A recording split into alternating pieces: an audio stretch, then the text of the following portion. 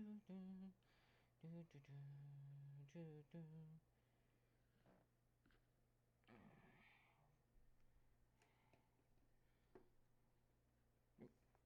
be stream starting.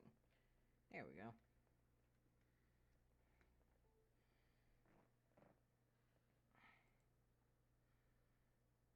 Come on, load up.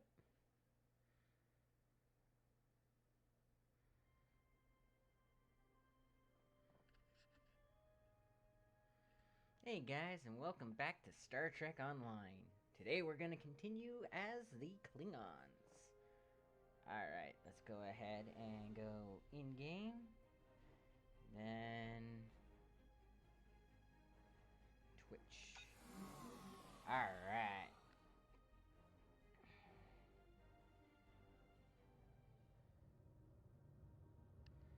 My channel.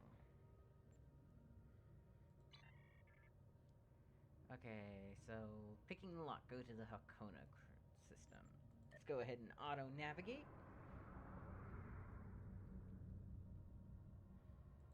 That's not the Hakona system. That's Kronos.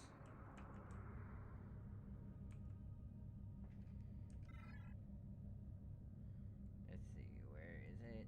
Right up there. There we go. Now we should be heading in the right direction. So we got 2 more levels until we get our new ship, which is pretty awesome if you ask me.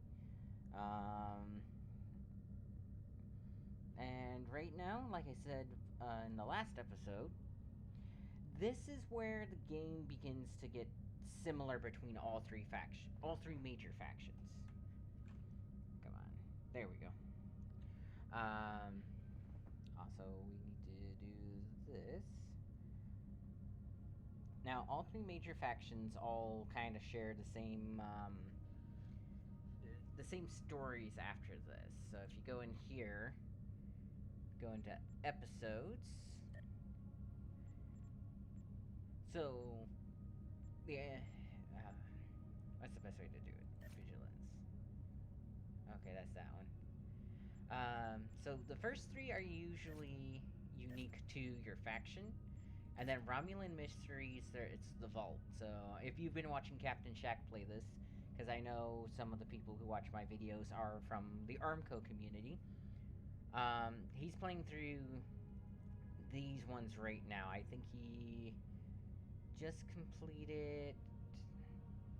He's probably just about completed Cutting the Cord or Darkness Before the Dawn, as far as the YouTube side of things. So, next he should be going on to the Cardassian Struggle. Which is kind of cool, because it introduces the Mirror Universe. Then you go to the Borg Advance, New Romulus, then Solea Dyson, which is a pretty cool one. And then, of course, you go through the rest of them. So, that is all... Like I said, it's all going to kind of follow the same lines no matter what faction you play with that one. So, it's kind of the plan from there. Okay, let's see. Tau Dua system. Cool. Just got an accolade for getting into the Romulan sector.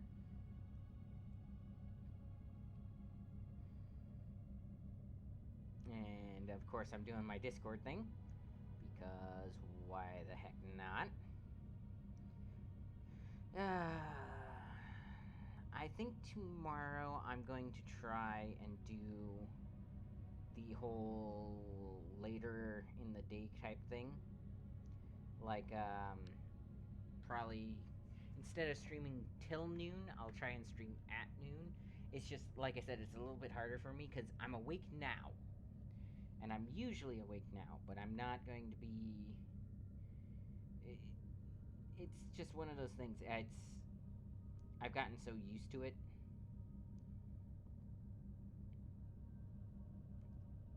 But I also noticed that usually after I get off, you guys watch my videos like, 2-3 hours later. So you're watching them about probably 1 o'clock through 3 o'clock. So we'll have to see what happens there. And why is this not... There we go. I noticed that my desktop was showing through instead of being in full screen mode. But yeah. So that's the plan for right now.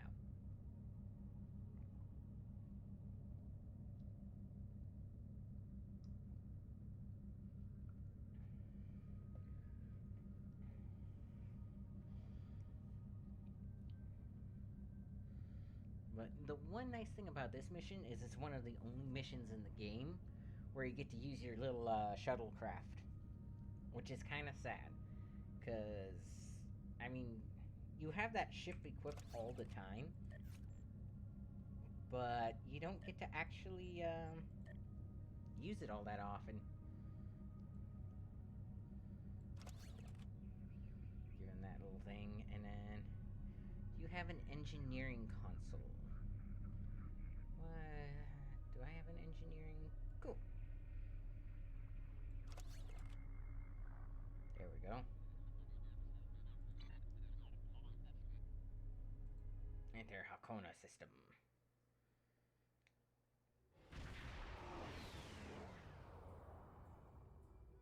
Obviously, this station isn't as abandoned as Intel suspected. Sensors are reading several Riemann ships in the area, and that's just the ones that we can spot. That station is immense. It must have taken an incredible amount of manpower and technology to build it. It's almost the size of a small moon. Indeed. Sensors are reading a sophisticated tachyon detection network, as well as several patrolling vessels. For an abandoned station, this facility certainly has a lot of activity. My people are experts at stealth technology. If we want to approach unseen, we must avoid confrontation and find a way to evade or jam their sensor grid. We must assume that if we engage the ships here, they'll notify whoever is left on the station, and it may become difficult to find an entry point. Okay, so continue. And the best part about being in Klingon? You get cloaking. Okay, so it says sneak into the vault by you have to examine different things. And it's job specific, so examine an asteroid near navigational beacon. I believe is the tactical option? Because, yeah. I'll look at them and decide which one, and we'll decide which one to do. There you are.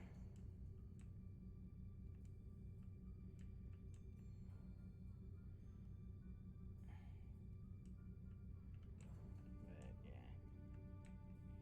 Now, interestingly enough, so I've done a little bit of research about theoretical space flights and stuff like that, like interstellar type stuff. And your approach to things like stations and planets are not determined by the system that you're in, because Indications are that this vessel was refitted for asteroid mining. Apparently, a containment failure in the engine core led to a massive radiation surge. The engine went into emergency shutdown, but all of the couplings and injectors were burned out. The crew probably died due to instant radiation burns. It looks like the vessel was stripped for parts and left derelict. okay. But what would determine your approach would be something called the Galactic Plane, which is determined by the center of your galaxy.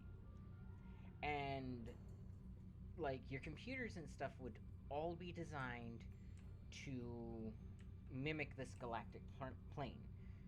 And what that's designed to do is, so when your ship comes in, it's aligned with every single station and starport when it enters a system, because they're all controlled by that galactic plane. So if a civilization builds a space station, and that space station is upside down compared to the rest of the way that the galaxy builds their space stations, what would happen is if there's nothing to tell your computer to flip right side up, when you go to land in that space station and the gravity kicks in, artificial or not, you'd fall.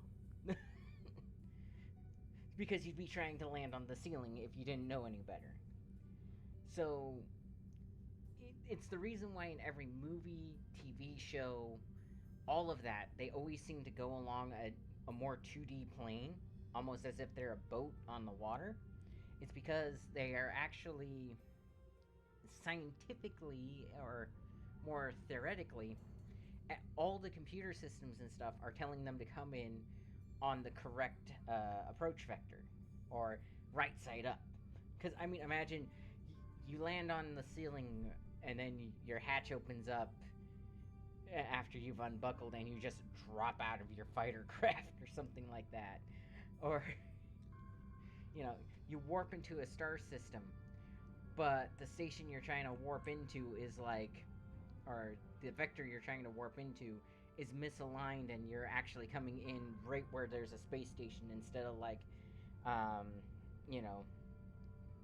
30 or 3 miles or 30 kilometers underneath it. It's like if you don't do something like that, it would be catastrophic for any type of space travel.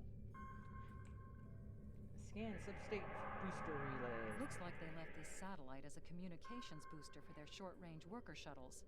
Unfortunately, it's heavily encrypted.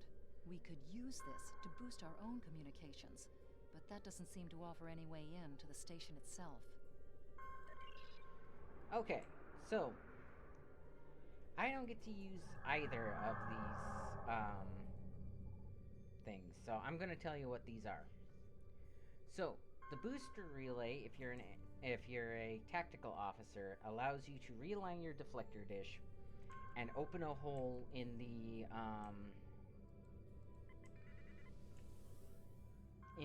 tachyon grid that's designed to detect approaching spacecraft. If you use the derelict shift as a science officer, you mimic their transponder code, so the gate opens for you without alerting people that you're illegally entering.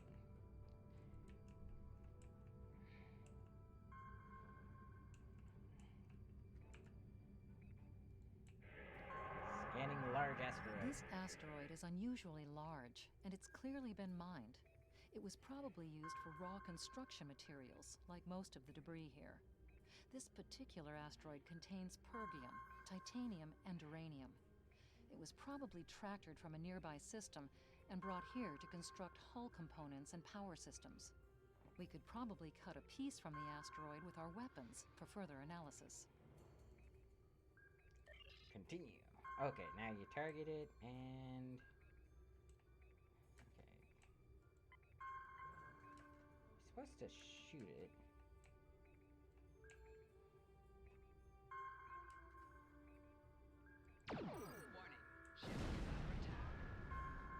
There we go.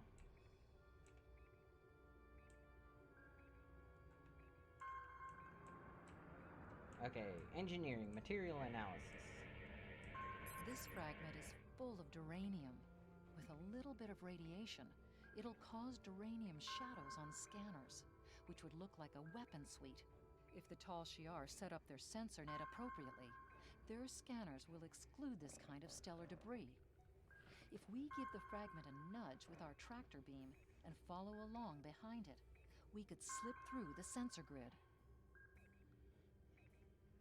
Which I love the concept of that. This fragment of the asteroid contains a material that is used in starship construction. If it's irradiated, it looks like people are charging weapons. So, if these people actually did their sensor grids correctly, charged weapons won't show up on sensors. Alright. Let's go ahead and engage repulsor. Follow that rock. Following the rock. It's not really a rock at that size. That's at least a boulder.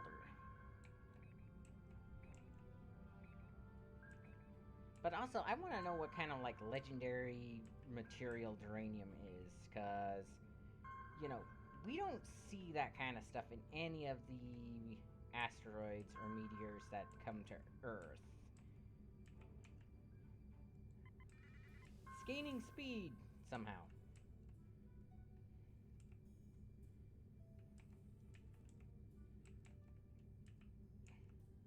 It's also dodging other boulders. How? Let's cloak. Thing is if you're a Klingon, you should be in cloak most of the time. That's how they do their ambush tactics.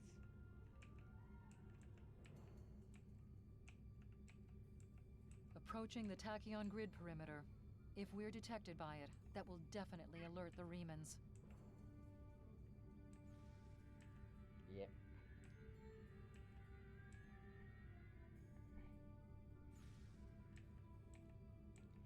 Which is kind of hilarious because I actually, again, I like to research terms and stuff like that. When they say tachyon, I want to know what a tachyon is. A tachyon is a molecule that's been accelerated. Picking up some unusual energy readings. We'll need to explore the accessible interior areas and see what we can find. Looks like there's another access conduit across from us. We'll have to think three-dimensionally in here. Sensor readings are also picking up a few scattered life signs. Continue. So, here's the thing. Space is three-dimensional. You should always be thinking three-dimensionally when dealing with space, because here's the thing. A blockade should be useless against a ship that's coming from a, technically a northern, approach. If the blockade is an eastern or western galactic, plane approach. So basically, if you ring a planet with a bunch of ships, but those ships are on the normal galactic plane, and they're all facing outwards, the top and bottom of the planet is not covered. Now, here's the thing. In order to break said blockade, you'd have to reprogram your computer to essentially, ignore those galactic planes. Or the traditional galactic plane.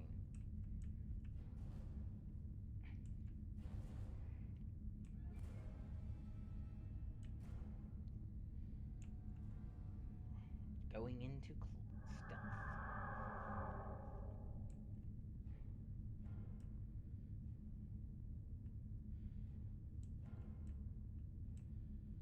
But yeah, I never understood, like in Star Trek, how they have such powerful ships and computers and stuff, and yet they get blockaded by a single ship in front of them.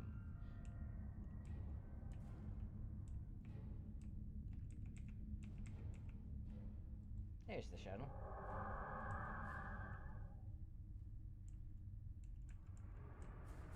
Those guys never answer my hails. But yeah, it's like, okay, you can go literally straight up, straight down. You're in space. You put a little bit of propulsion in any direction and you go that direction. So how is it they're not like pulling off these really advanced maneuvers and stuff? I mean, you watch a space battle in a show like Star Trek, SG-1, even Star Wars, and it's very much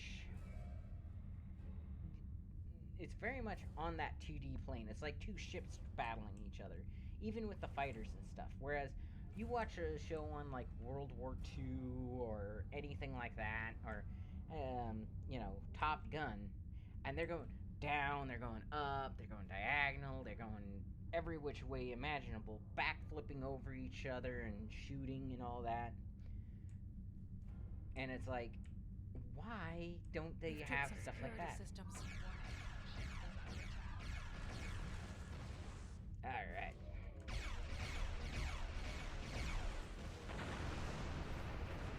And again, this is the big problem with most Klingon ships is they're designed for a frontal approach type thing.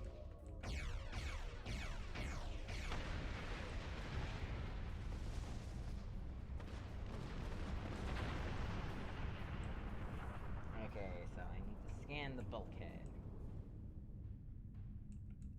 The doors are a massive set of interior bulkhead doors. They're segmenting the different parts of the base. Possibly a safety measure in case something went wrong in one of the central areas. Access appears to be controlled by use of security keys. We can disable it if we can find a code block that matches part of a security key. Continue. Scan turret. This defense turret was hooked into part of the security network.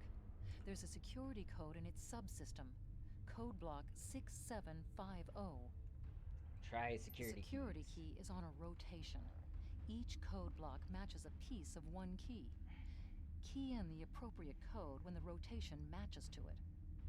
Trying a code on the wrong rotation will probably invalidate that code, so be careful with the timing.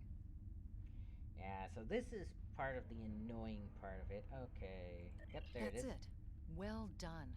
We should be able to bypass the system and gain access now. Because there's a bit of RNG with that one where sometimes the code doesn't pop up right away. Or even like within the first 5 or 6 code blocks. So... And now we get to have the fun part. Come on, go all the way up into your speed.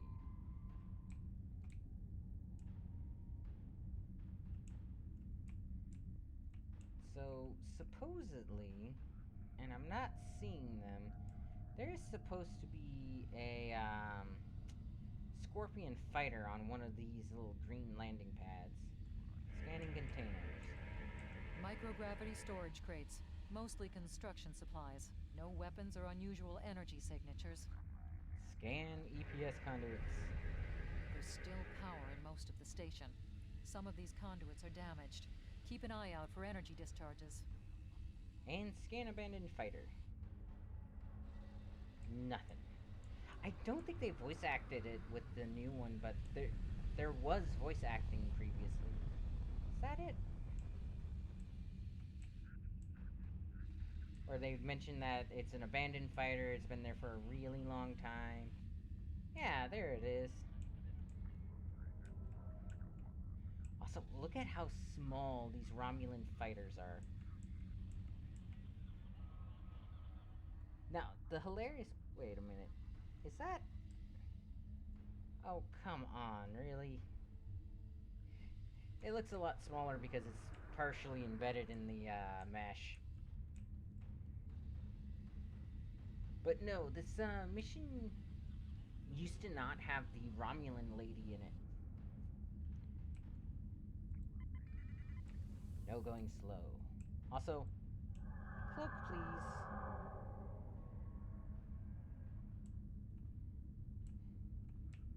Oop.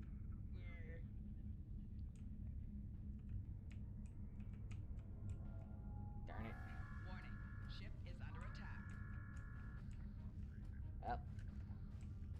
Ship is under attack.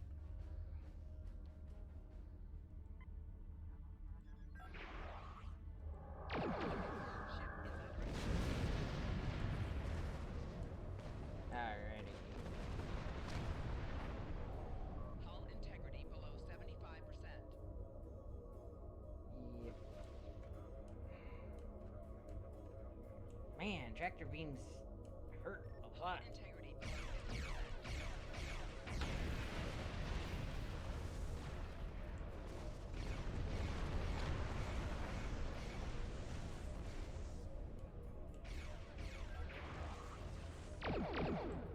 Hull integrity 99%. Jeez.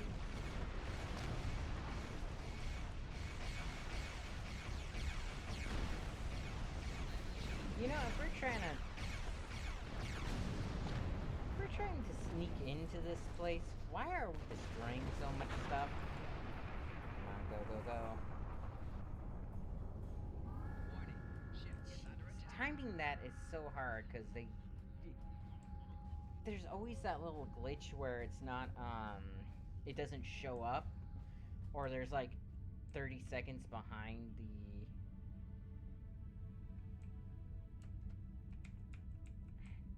the the actual animation that it's actually hitting you.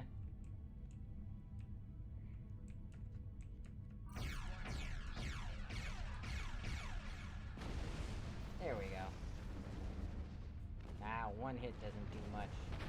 What are you?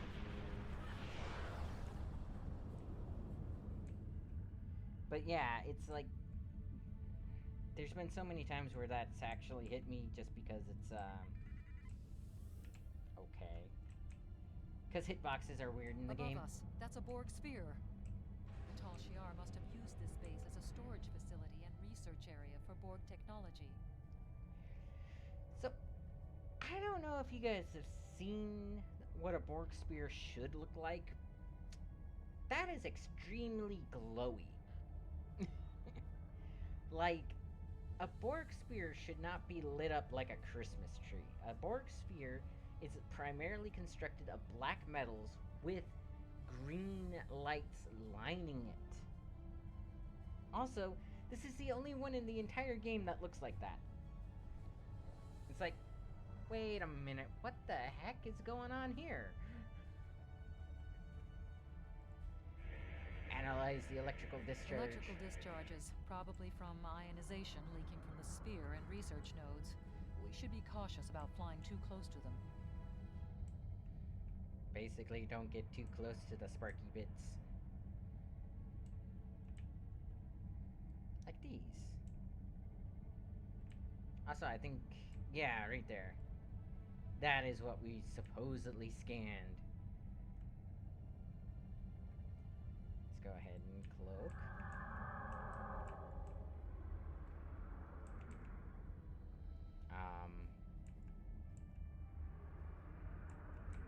Oh. It made me scan that, but not the actual Borg Sphere. Really? I also pronounced it as spear instead of sphere. Sphere. Scan. The Borg Sphere is dormant, like it's been put to sleep. It's not the source of the strange readings that long-range scans detected.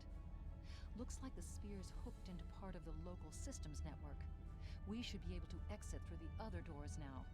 Probably a safety precaution to keep them locked. Yeah, I wouldn't hook up something like my security to anything Borg, considering that sphere has hundreds of thousands of drones on it.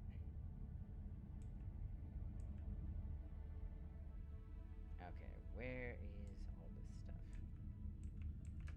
Warning, ship is under attack. A little bit too much there.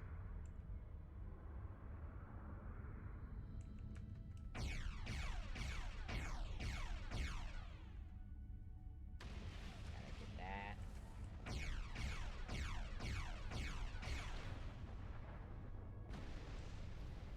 Okay, now full speed ahead. I hate that I can't go full impulse yet. Warning, But ship is see, under attack. it didn't hit me until after I was past that part.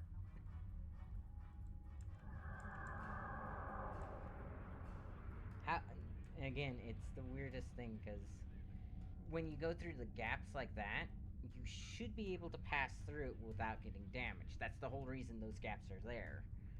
Um, and originally, that is how it worked, which was actually kind of cool. But Quiet in this area. Too quiet. what did it ask me to interact with?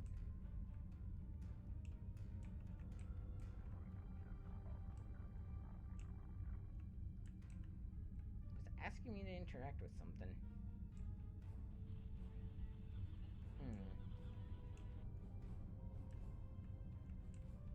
Okay.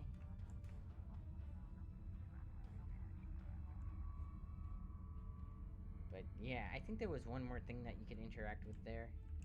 Just like here, you could get a bunch of blueprints. Picking up an unusual energy reading from the other side of that pillar. Why is that not voice acted?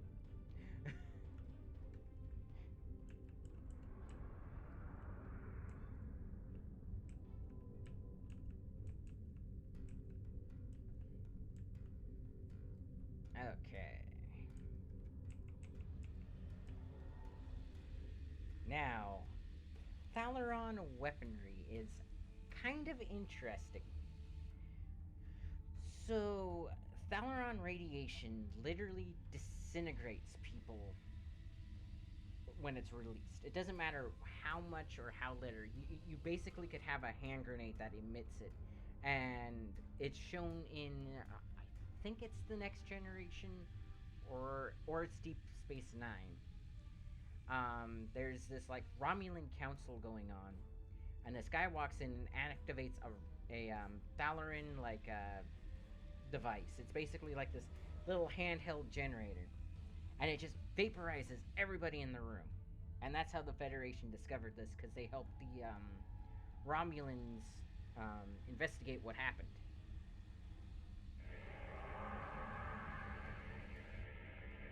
This is disturbing. We're looking at a facility used to build Thalaron weapons. If the Remans have infiltrated this base, they may be trying to secure those weapons. Continue. So our intruder finally arrives at the heart of the matter. Have you seen all that you came to see, little spy? Who are you? Does it really matter? Call me Obasek, if a name is that important to you. Obasek. I wonder what that translates to in Romulan. Alright. What are you doing here? That should be obvious. I intend to make use of this station to further my agenda. Your presence, however, is a bit more curious. I expect that you are operating under the shroud of Empress Sela, whether you realize it or not.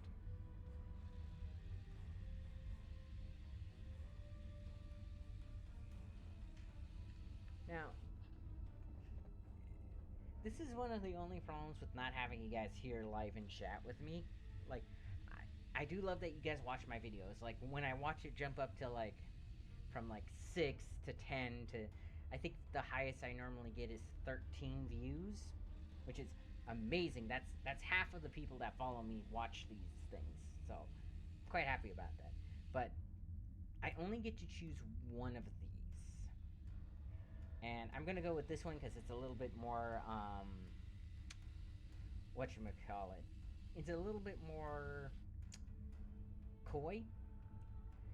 But, I would love to be able to get some of your guys' inputs into here, because, I mean, he's gonna respond to all of them, but I'm not gonna read them all out, because what's the point of reading them out if, you know, not only is he going to respond the same to all three of them, but he's also, you know, I only actually get to pick one.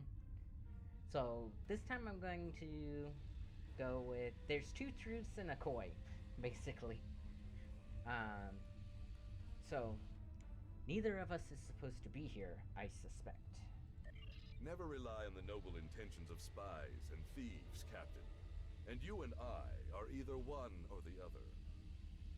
Yeah, so see, that changes up per which one you choose. But it also, you only get to pick the one. My only intention is to determine what is amiss in the station. I feel like I need to take two for that. My only intention is to determine what is amiss in this station. You are suitably informed now, I trust.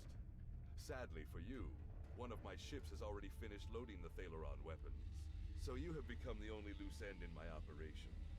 I despise loose ends. I am afraid our time is at an end. My associates have already finished loading the Thalaron weapons that we need, and I have other operations to manage. I think we both know what happens now. May your death be quick and valorous. I want to know who decided to go through all this stuff. Like, write all of this down. And then for the last part that this guy taught, or says, they went all, oh, he's on view screen, so it should sound all kind of like he's talking into a tin can or robotic, because it's coming through your speakers. Because here's the thing, that's never how it was in the show. In the show, the view screens sounded as crisp and clear as the normal crew talking, because one, this is in the future, Earth's future. This is high tech, and they're using quantum communications, so the computer is processing pretty much as fast as we can, like as fast as we know is possible right now. So the fact that it swaps over right there to that weird kind of like he went through a tunnel or something, I find kind of hilarious. Okay, continue. And now there should be some. Warning. Ship is under attack. There you are. Now, as soon as these things get half down, unless I nail them with a photon torpedo.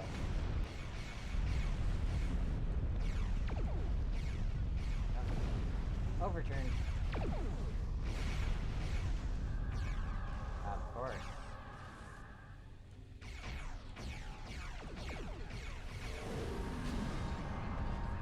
Where are you? Here. Ah, there you are. Cool.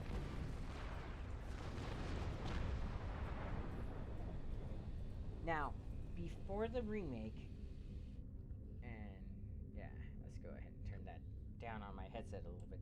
Is it just me or is the sound effects kind of high? I know it's stupid to be asking my chat that because technically my chat doesn't exist. But yeah, just again, it's silly to ask you guys anything like that because again, you're gonna be watching the video like hours after it comes out. I need somebody who I can get on a regular basis because I'm trying to up my streaming a little bit. The goal is to eventually start making at least a little bit of money off of this because I've noticed that in general, if I don't have quite enough money to pay my bills or anything like that, it's usually just $100. Now, don't get me wrong, I hardly ever actually run into that situation.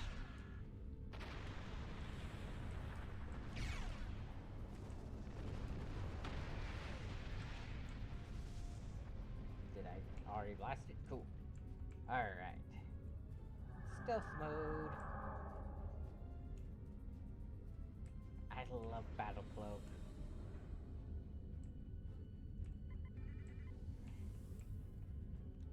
But yeah, I noticed that it's always like $100 or so. And I mean, I don't necessarily have a full-time job. I'm considered part-time. But I work at my local mall, just cleaning floors. So overall, and right through this. Ship is under attack. I just heard things unclose. Hull integrity below 75%. Well, I'm leaking radiation. Yay! Now let's see, that is a Mogwai Heavy Warbird. So it's kind of funny. Originally, when you played through this mission, this little ship had as much firepower as your big ships. So this Mogwai here, or Mogwai? Mogwa. Anyways, this Romulan ship here, you could actually kill using your tiny little fighters. Which I find kind of interesting. Because look at the size difference. That thing should be able to put out so much more power. Blast the door locks. Okay.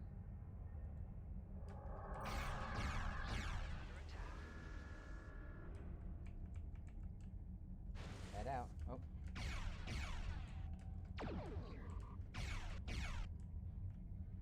Nailed him.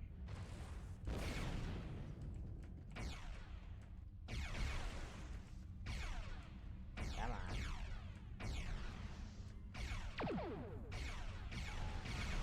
Have failed. Gotcha.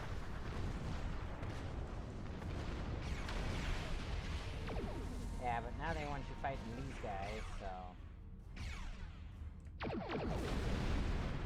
Gotcha!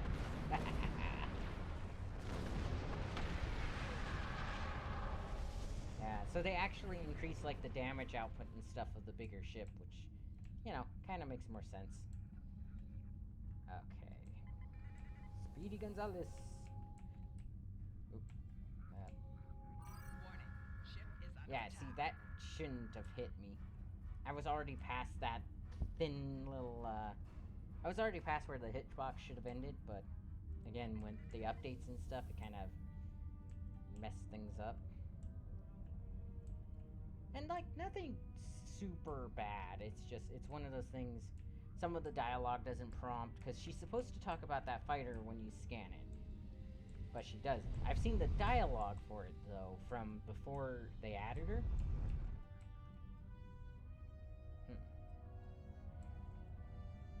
And the dialogue was simply, oh, there's this fighter here, but it looks abandoned. All of its systems are really old, and they don't seem to have been used recently. But it still has some power. And now I get to fight this guy. Where did he go? There he is.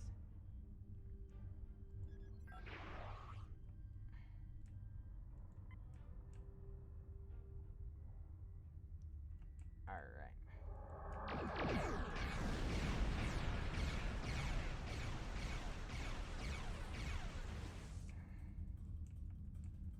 Come on. Thought I clicked that. At some point I should make it where, my, controls are really... See, the problem is the firing arcs on the weapons on this guy are so... Like, look at how small that firing arc is.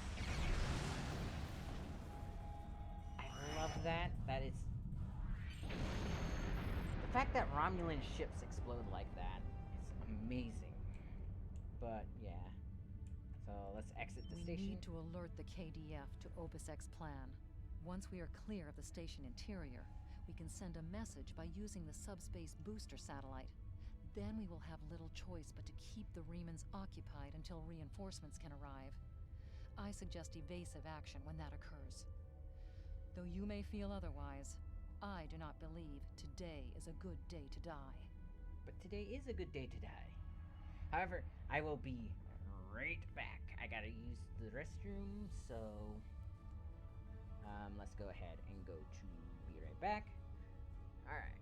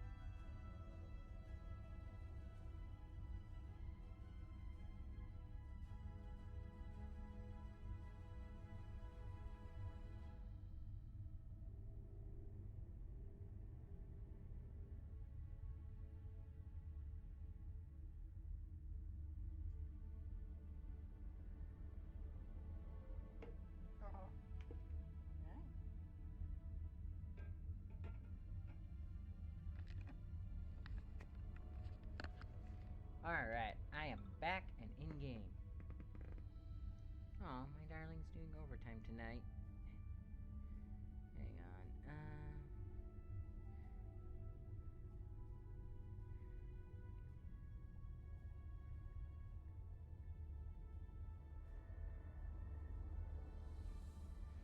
Alright. Am I still in the B-back scene? I thought I told it to jump over to the in-game. Yeah. Okay, I am in-game. Cool. Alright, let's exit the station. Reinforcements have arrived and are just past that nebula. We don't have much time. We need to meet with our allies and stop that ship. Alright, continue. Stealth time. The IKS Azetbur. We're approaching a Mutera-class nebula. If we go deeper, visual will be obscured, and shields will be useless. Okay. Let's speed it up. IKS Azetbur is sig. We are now in the micronebula. I hate that that happens. Okay, IKS Azetbur is signaling us. They're going to engage the Ringman ship, but they want us to take care of the fighters and plasma personnel. So...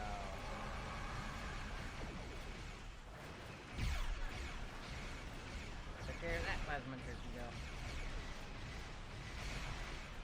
Okay.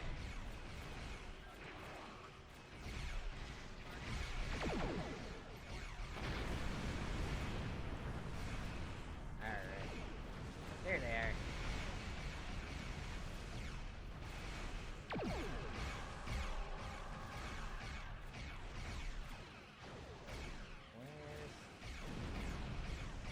There's the Scorpion fighter.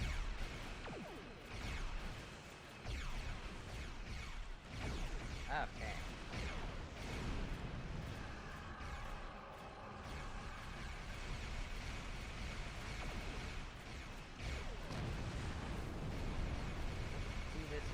Fight is actually a lot easier with the alright, there you are. With the Federation vessel, because they get like 360 lasers and stuff. But they're not nearly as strong. Cool.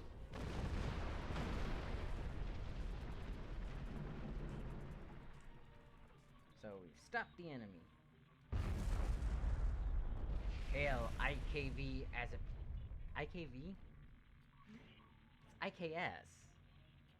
Not IKV. Azetbur. That was a glorious explosion! Probably the Medaleron weapons carried aboard the ship. We are going to leave the system under high warp to draw off any reinforcements that might come looking.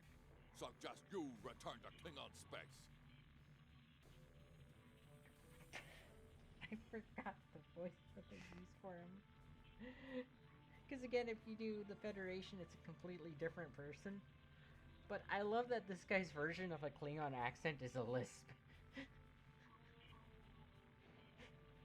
Sounds like Jimmy from South Park.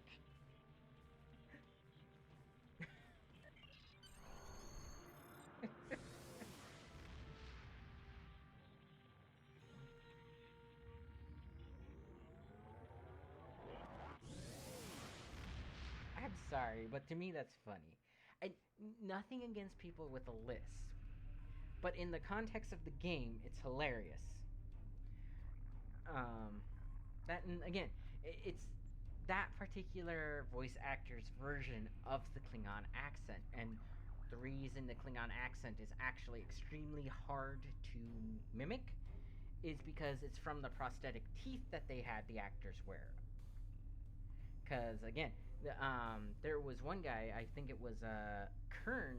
He can do the accent without the fake teeth over his normal teeth because they're longer and sharper. So your tongue tends to bump up against them a lot more, which gives them that unique accent. So, I mean, doing the lisp is very close to a Klingon accent, but it's also, they're supposed to be a lot heavier. Like, imagine a German guy or Arnold Schwarzenegger doing that or speaking like a Klingon, right? That's the way it's supposed to sound. It's one of the reasons why I don't normally I play the Klingon side, but I don't normally play a Klingon character because, in all honesty, while I love the Klingons, I cannot do their accents. I can do a deep voice. I can do a villainous voice, which is always fun to do because the best part about the villain voice, and this is something I had to practice for years, it's the villain's laugh. That is the absolute best part of being a villain. And my cat is staring at me. Which, by the way, if I ever manage to get a real webcam that's not going to take up like my internet and stuff, which is the one thing the one reason I don't currently have a webcam. Technically, I could use my phone as my webcam, but if I was to do that, brief with Visca, go to Kornos First City. Oh, jeez, Kornos system transport. But if I use my phone, it's all done like online, which eats up more of my bandwidth, which will slow down and fragment my your view of the stream. So that's never a good thing, right?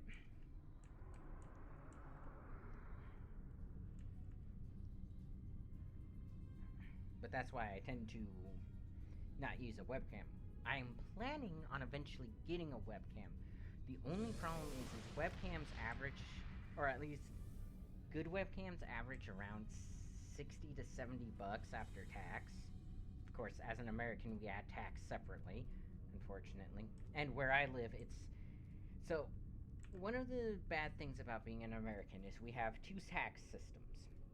We have the federal tax, which goes to our centralized government of, Washington, D.C., president, Congress, judicial system, that kind of stuff. And then we have our, what is it called? Our local government versions of taxes. Some of it is property tax. In Washington, we have an 11% property tax. And I'm not saying Washington, D.C., but we also have a nearly 10% sales tax that's beamed to the first city. Honestly, I don't agree with a sales tax at all. There's no reason for it, really. All it does is it drives the price up, and there's no reason to have it separate from the actual price of the item. Because normally, you're adding about $1 to any transaction for those taxes. Usually about 5 to 6 if you're buying multiple items. Because it's based off of how much you spend, not how many items you get. Which is also kind of bogus. Now, one good thing is we don't have taxes on our food here. So if I go to the grocery store and I buy like a can of tomato sauce, I don't actually pay taxes on that. That's nice. But, it's also not cheap. Or at least not as cheap as it should be because of that. Wow. Okay, I don't know why the sound just cut out like that. But yeah, that's one of the big problems. Oh wait, I'm supposed to debrief with the guy down here. With living in America is the tax system.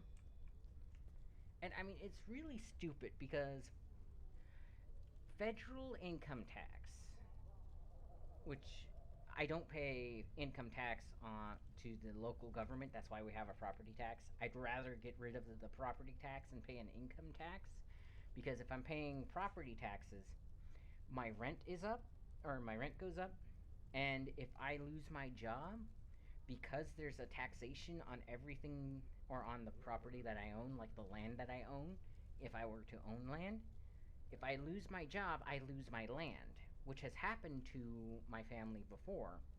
When my dad divorced my mom, eventually we lost our land.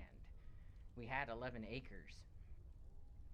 So that's one of the reasons, like, my current state has a huge homeless problem, is because, again, if you lose your job, you have about a month and a half to try and get a new one before your taxes or so if you're owning property, you have about 6 months before your property taxes come due, and that's not counting other bills. So you have 6 months before you lose your property. If you're renting an apartment, you have a month if you lose your job at the beginning of the month. And that's one of the biggest issues we have here, and that's one of the reasons our taxes or our homeless problem is so bad, is because these people, when they lose their jobs or when they quit their jobs, they instantly lose their place of living. And when you lose your place of living, it's harder to get a job because jobs require a mailing address to have. So if you don't have a valid mailing address, you can't get a job, which means you can't secure a place to live, which means you're stuck living out of your car or something like that. Which also means you can't really prep for an interview unless you have like family nearby where as you're getting a job, not only can you send the mail to their location, like say a sister or a mother or a father, but you can also like stop by their place to freshen up, get your clothes washed, make sure you smell good for your interview. That kind of stuff. Okay. Why is this game not voice acted in some of the weirdest places? Well, I have been told sometimes I sound like a girl on the phone, but I don't know. Okay, I suppose we should expect that the Romulans would Take two. I suppose we should expect that the Romulans would research weapons like Thaleron technology. This division with the Remans, though, could be exploited. I'm sure that Temic will have me analyzing data for the next several days. Drop by again to see what we've uncovered. Here we go. A civil war may be well...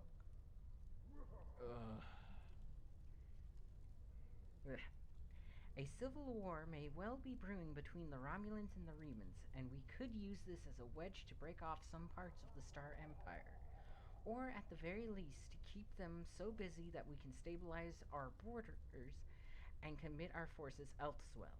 Between Sayla and this new warrior on the scene, Obisek, the Romulans and Remans are pitted in a battle between two charismatic leaders. I didn't see very much charisma from him, I'm just gonna say that. Still, a conflict of this scope usually isn't the sort planned by raw revolutionaries and partisans. Someone has an eye on the bigger picture, and we need to make sure that there isn't a hidden hand. And on that note, I think we're through here. Quapla. Now, I know... Excellent. We need to learn more about the conflict between Obisek and the Romulans. If Sela is stupid enough to wage war against our own vassals, we might be able to use the conflict to our advantage. You were right, however, to destroy the Thaleron weapons. They are the tools of a coward. I would rather look my enemy in the eye as he dies. Klingon intelligence will be working to decode the list of possible targets you acquired from the base's databanks. The next step is to find out why the Remans want to attack these locations. Okay, so she is what's known as an Orion. They first appeared in the original series, and they're the... I want to say sex object race, which I know sounds weird, but they emit a pheromone that affects most males, even humans and stuff. This is one of the reasons they're considered a very powerful race. And literally it enslaves the mind. Now, funnily enough, that actually wouldn't work on a human. While yes, it would heighten our drives, humans aren't driven as much by hormones as we are by other things. And that's something that, Congratulations, Lieutenant Commander. Ooh. Level 19. One more level and we get our new ship. But humans aren't driven by hormones as much as people like to make believe. We just simply aren't designed that way. We don't have the receptors to actually accept that much hormones. Like, so let's say testosterone, right? Now, an overdose of testosterone over a long period of time can cause humans to get more aggressive, but it doesn't like stop us from thinking and stuff. It doesn't actually make us do things. It's our personal choice as to whether or not it actually controls us. Now, ignoring them can be hard, but unlike animals, which are extremely based on pheromones and hormones and stuff like that, we don't actually have the receptors to be controlled like that. So, like, a dog has, like, you know, 150 million pheromone receptors in their nose compared to a human who has, like, a quarter of that. I mean, dogs' noses are so sensitive that they can actually pick out different different components in like feces and stuff. That's one of the reasons they don't mind sniffing people's behinds and stuff. Is they're not smelling everything at once. They're smelling different parts of it, which is kind of fascinating when you think about it. Intelligence has decoded the list of Riemann targets that you recovered from the vault. I want you to infiltrate one of these targets and determine why Obisek would attack it. The Vahar system is still technically part of the Romulan Star Empire, but Ferengi speculators have moved in, and the Empress has done nothing to remove them. The big-eared little money grubbers have reopened their mines and are now doing business with anyone with latinum. You will go to the Vahar system under the pretense of negotiating a trade deal for the Empire. Talk to Madron, the operator of the mines. Convince him to allow you access. Find out all you can. Once we know why Obisek and the Remans are targeting these mines, then we will know how to proceed. Alright. So, we get a Horda hatchling. If you don't know what a Horda is, it's like a living magma slug kind of thing. It actually uses acid, which is weird because it's orange and burns things. But, it's from the original series. It's actually very intelligent. It's a sentient creature and can actually, like, write and stuff like that. It can't talk because it's a slug. It has no vocal cords, but it's pretty cool. Okay. Exit, and then let's go to the Hilfgar system. Transwarp to Beta Quadrant.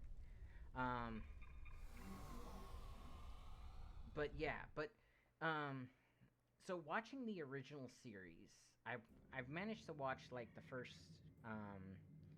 4 or 5 episodes, and it's not like the Next Generation, Voyager, or Deep Space Nine, which are the ones that I'm most familiar with. It is legitimately very much a product of its time. It doesn't say anything bad about communism because Gene Roddenberry was a little bit of a communist. He believes that money is evil and the pursuit of money is basically the pursuit of evil. Which is kind of true, but it's also, you need money for stuff. Like, me owning this computer, I can only own this computer and the assets that I do, my phone, my, the fans I use to cool myself down, the apartment I'm in, because of money.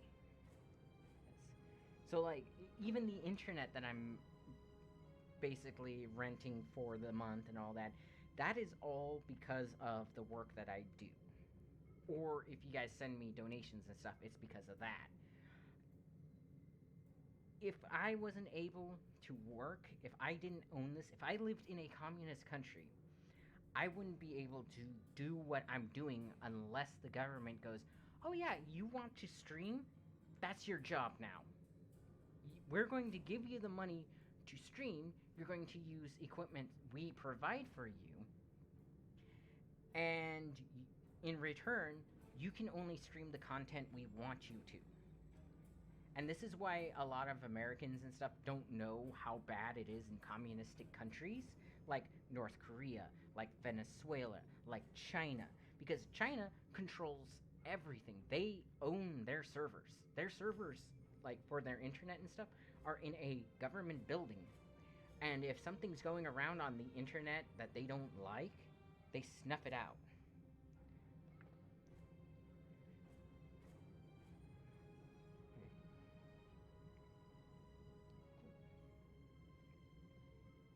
So, and again, growing up as an American, growing up in a land where I'm free to choose any of or everything, I'm free to choose what information I believe off of the internet. Which usually, if you're going to believe something, you want to do some research into it. But America has a concept of open source information. If I want to know how a vaccine works, while I'm not necessarily allowed to look up the recipe for it or stuff like that, because they don't want just anybody making them, which again I don't agree with, because if I could if I could open up and start producing a vaccine for, say, COVID, mine might be the actual vaccine that legitimately protects people and doesn't give them a, you know, just a few less symptoms, or prevents them, or, you know, gives you 90, or not 96, 64% protection from COVID or its variants. Mine might be the vaccine because of the way that I do it. Like, maybe I use a different chemical, maybe I use something, or I design a medication that's designed to attack the RNA or the spike proteins or something like that, instead of, like, just injecting you with that stuff so that your body can learn about it. Mine might actually be the one that, you know, actually prevents COVID from being able to spread from a vaccinated person, or prevent vaccinated people from catching COVID or stuff like that. But in America, they, like back in the 1940s and stuff, when Big Pharma became a thing, when we started moving into insurance and all that, like the biggest issues that we've had, especially with like our medical system, is the fact that we tested out a communist system. Because our insurance system, the thing people always complain about, is communist in nature, because the concept of it was, I pay a little bit of money, somebody else pays a little bit of money, and if either of us gets sick or need a surgery, the money is there for both of us to use.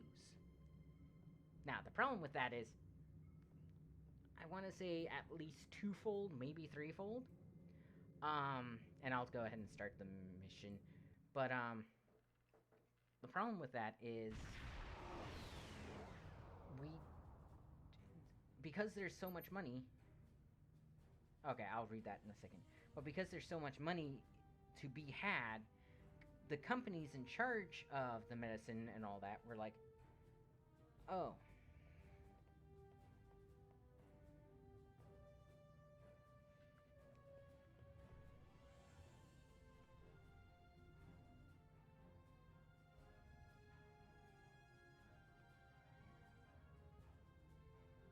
okay.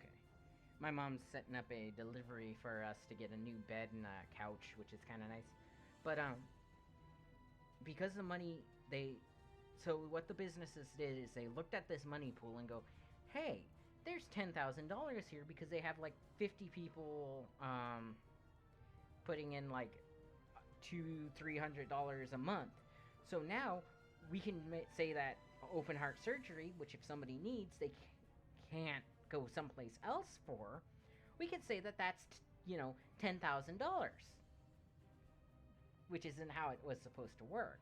But on top of that, it also made it where now other people get to determine what kind of treatments you get, which again is one of the big problems. And my mom's texting me, which is why I'm pausing a little bit more. Okay.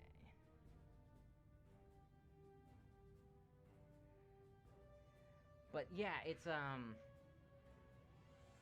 like legitimately they can go, oh, well, you have such and such pre-existing condition, which makes it where we'd have to pay out like $120, $200 a month for you, so we're not going to cover you.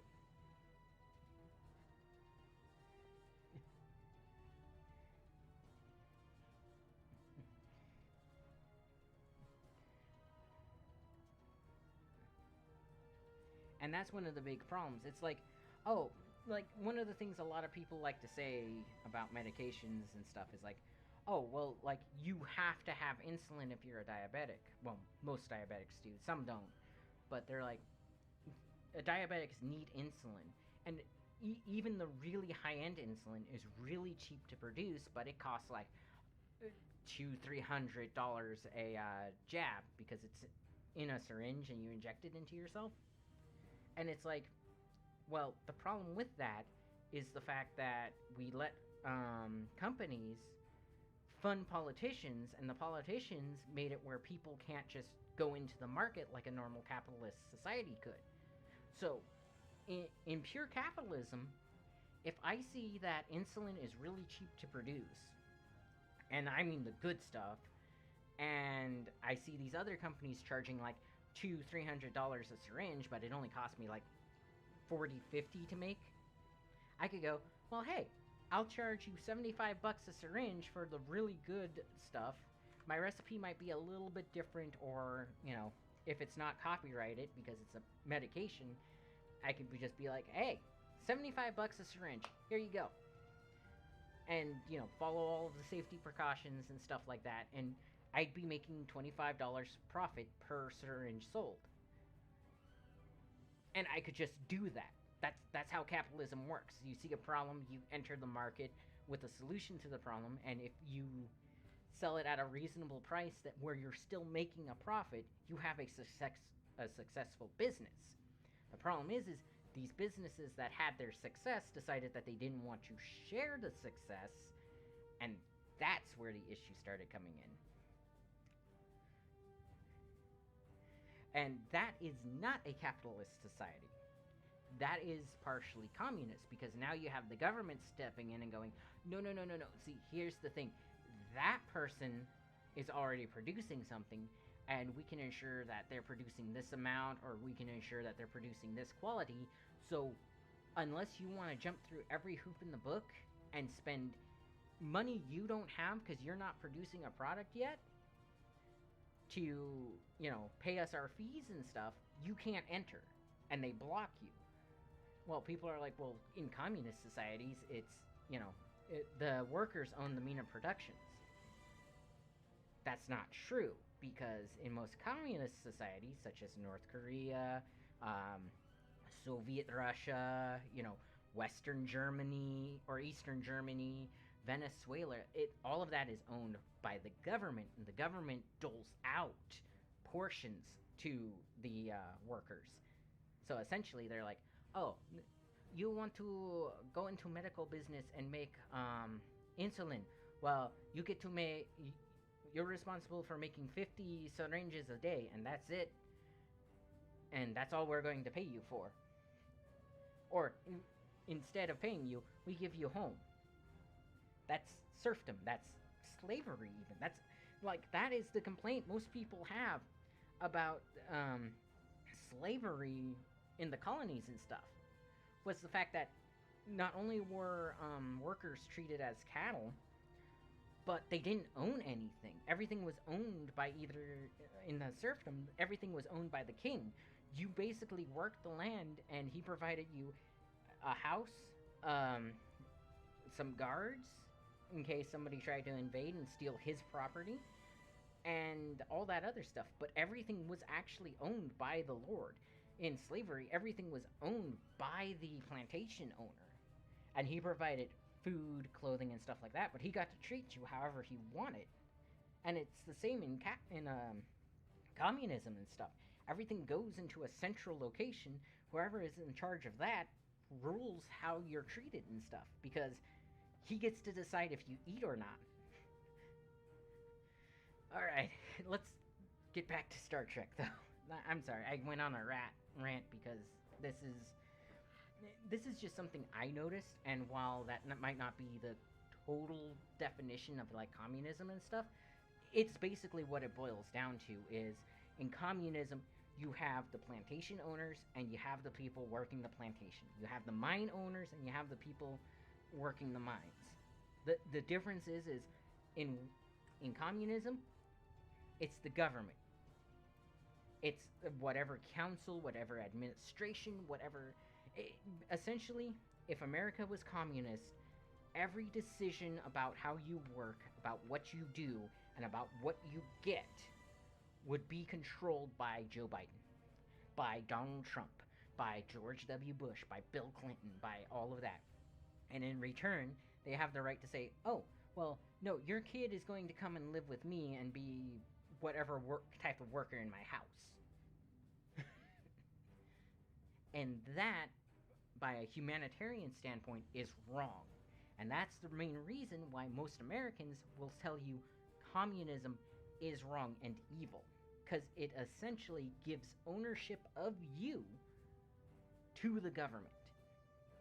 And it's just a more complex version of slavery, of fiefdom, of all of the systems that we've seen fail throughout history. Because if you want to eat, or if you need to eat more than the guy next to you, you need to be able to earn more than the guy next to you. And in capitalism, you can, because you are rewarded for what you work, not rewarded for, or not doled out based on something that you can't control.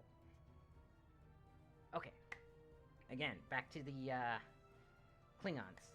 Captain, the Remans are targeting a magnesite mine in the area, but the list we recovered didn't have its exact coordinates. I know we're right in the right area, but all of our Redo. I know we're in the right area, but all of the moons in this system are inhabited and our sensors are being affected by the magnesite.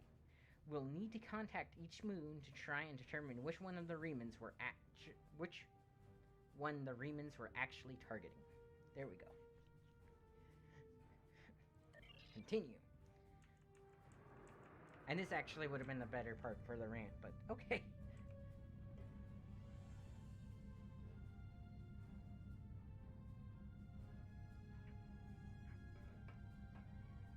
But yeah, like, reading stuff I have a little bit of a problem with because my brain, like, I was trained in music, and part of being in music is you're reading 2 to 3 notes ahead. So when I'm reading that, I'm actually reading, like, 2 to 3 words ahead, so I miss some stuff. Okay, Hail Moon, Terralium. Or Terralium? Melanie Dion and her minions may have sworn fealty to the Klingon Empire, but we did not.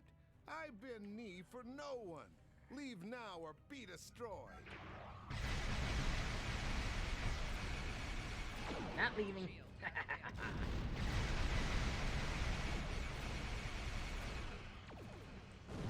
Heat Disruptor Blast.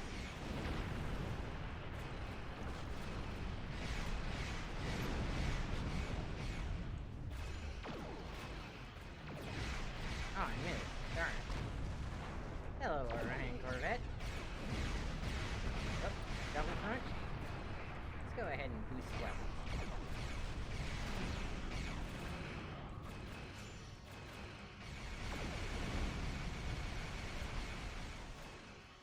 Alright.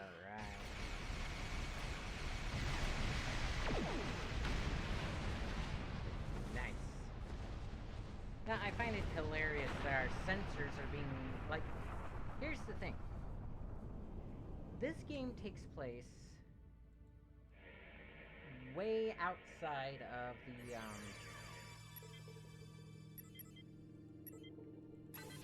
there we go. I don't know why I'm doing this. I never, like, the research doesn't really matter. But, this game takes it's almost like, what, 40 or 50 years after Next Generation and stuff? Like, to the point where, like, Wesley Crusher, who was a teenager, we all know him as, Will Wheaton, he was a teenager in the show. In this game, he should be pretty much an old man. And yet, in this game, we're still having problems from like 50, 60 years ago. Like the magnesite ore blocking sensors, that's something from the original series.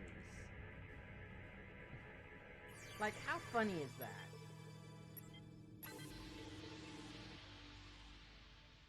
It's like, oh, you still haven't figured out that issue from 60 years ago? Oh well. Whereas, you know, right now, in 60 years, we expect to have, like, robotic arms and stuff. Like, technology, once you have technology, it jumps so quickly that it's actually hard to keep up with. That's one of the reasons why we're seeing, like, boomers, or people who are 60, 70, even 90 years old, they're having troubles keeping up with technology, because, you know... This moon is private property! No solicitors, beggars, or Klingons allowed! These people are rude and insolent. The ship of... Wow. This is a ship of the Klingon Empire. They should speak to us with more respect. Oh, we could get a Katinga to blast them.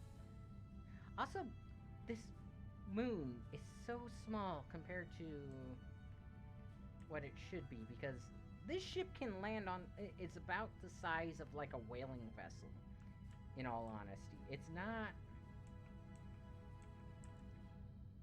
actually all that big.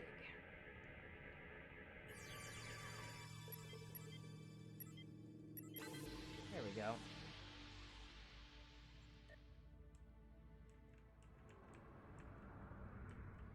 But, yeah, it's just little things like that. But yeah, these moons are, like, super tiny. And that's... I get it, it's hard to get, scaling proper on games like this. Hello, my good friends. I'm so happy to meet you. Perhaps you are in the market for some high-quality magnesite? We have the finest ore in the quadrant.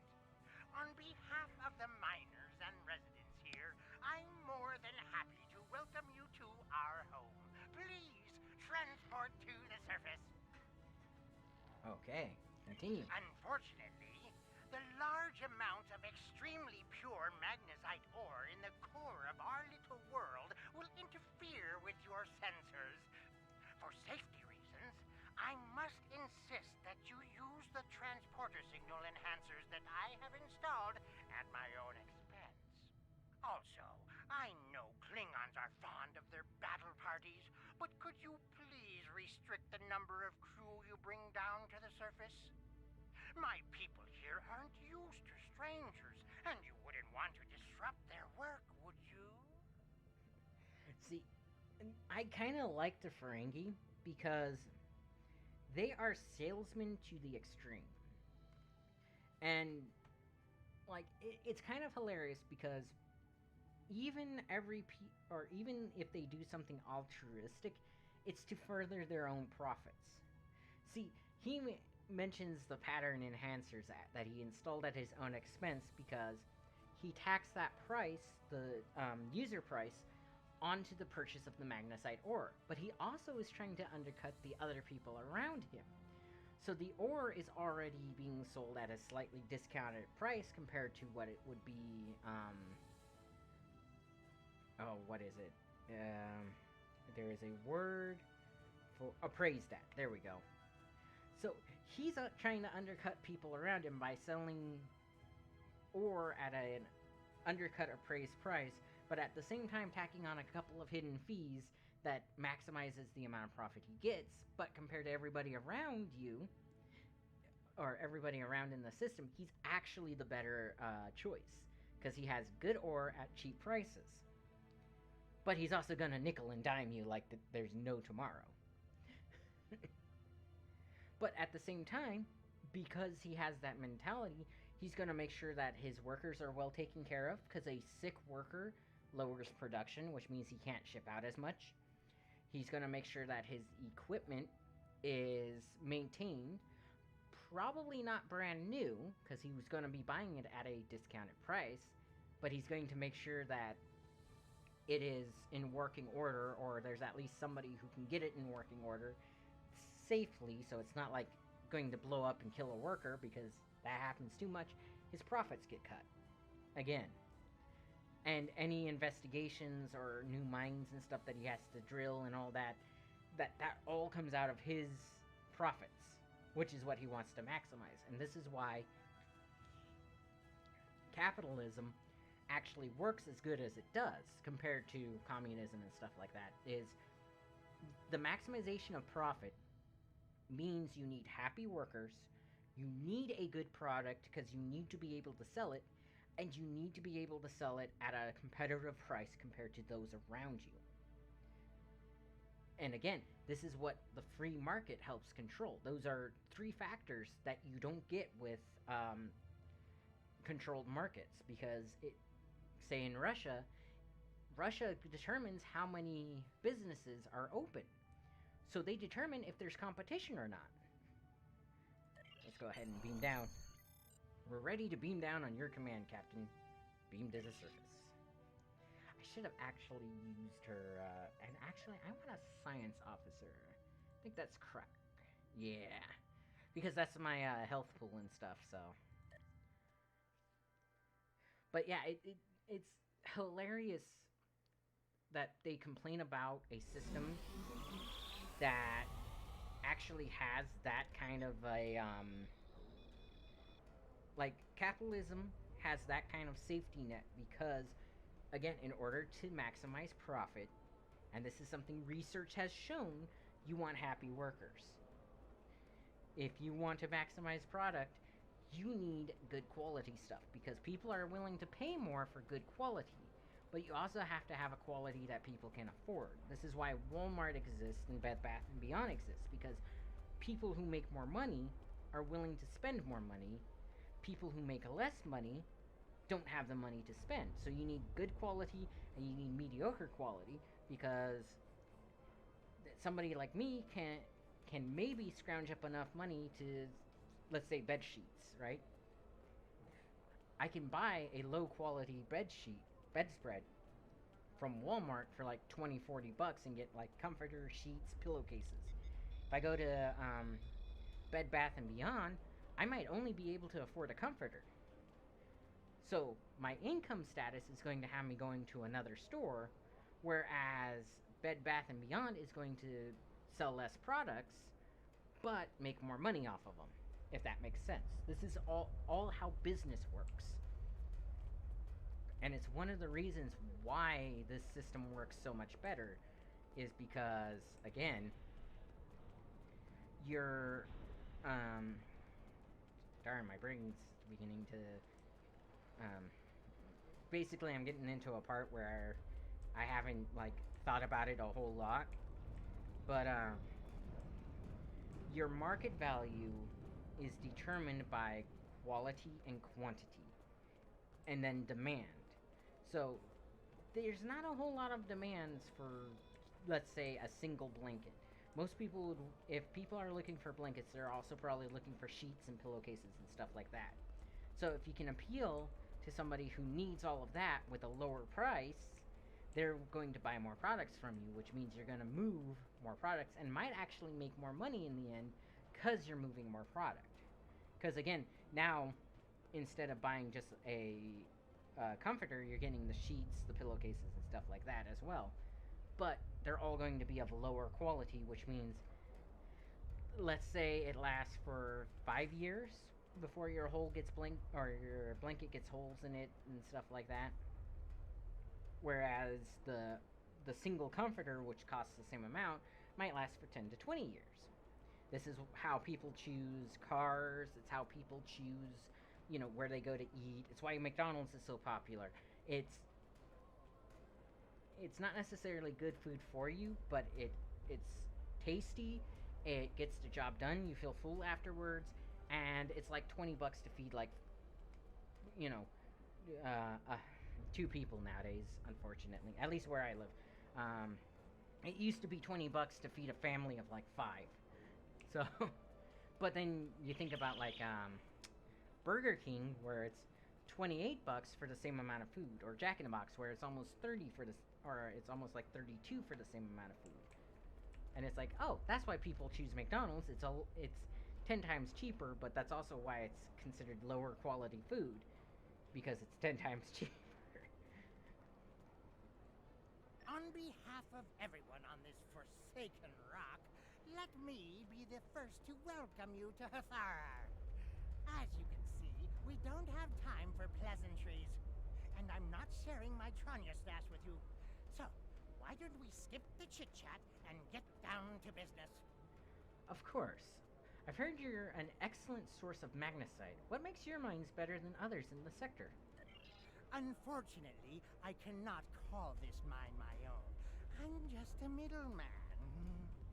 Out of the goodness of my heart, I help the residents here pass on the products of their hard work to commercial entities such as yourself. The minuscule transaction fee and trade tariff I keep to offset my expenses is figured into the unit cost of the ore. My operation has become one of the best in the area because of the high demand for my services from both sides. I provide the best mining equipment and supplies in the sector to the miners, while my customers get competitive pricing on the ore they need.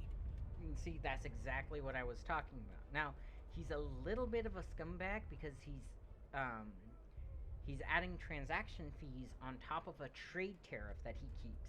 So he's taxing the ore going out, but it depends on who's he's taxing, and he's also like the transfer of credits. So like the miner or the mining company or the miners might be getting like 50% of income earned, and then he's keeping the other 50 as the transaction fee, the fee for transferring the credits from one bank account to another, blah blah blah, like banks do. The trade tariff is an extra fee that goes on to either the people buying it or the people sending it out.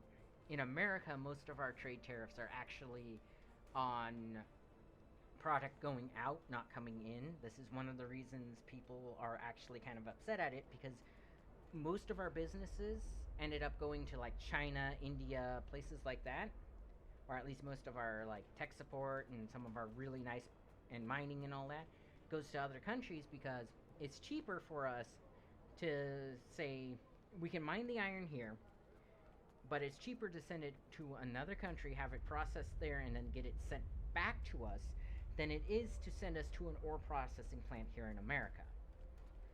And one of the main ways that they get trade tariffs put into play, and this is one of the reasons a lot of people are getting really upset with the environmentalists, is they get it put in by environmental trade agreements.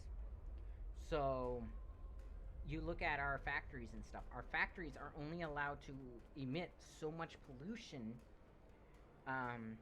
So they're only allowed to like burn so much coal a month or a year. They get pollution credits a year that they can that they essentially spend to produce a product. China doesn't do that. China agreed to do that, but they don't do that.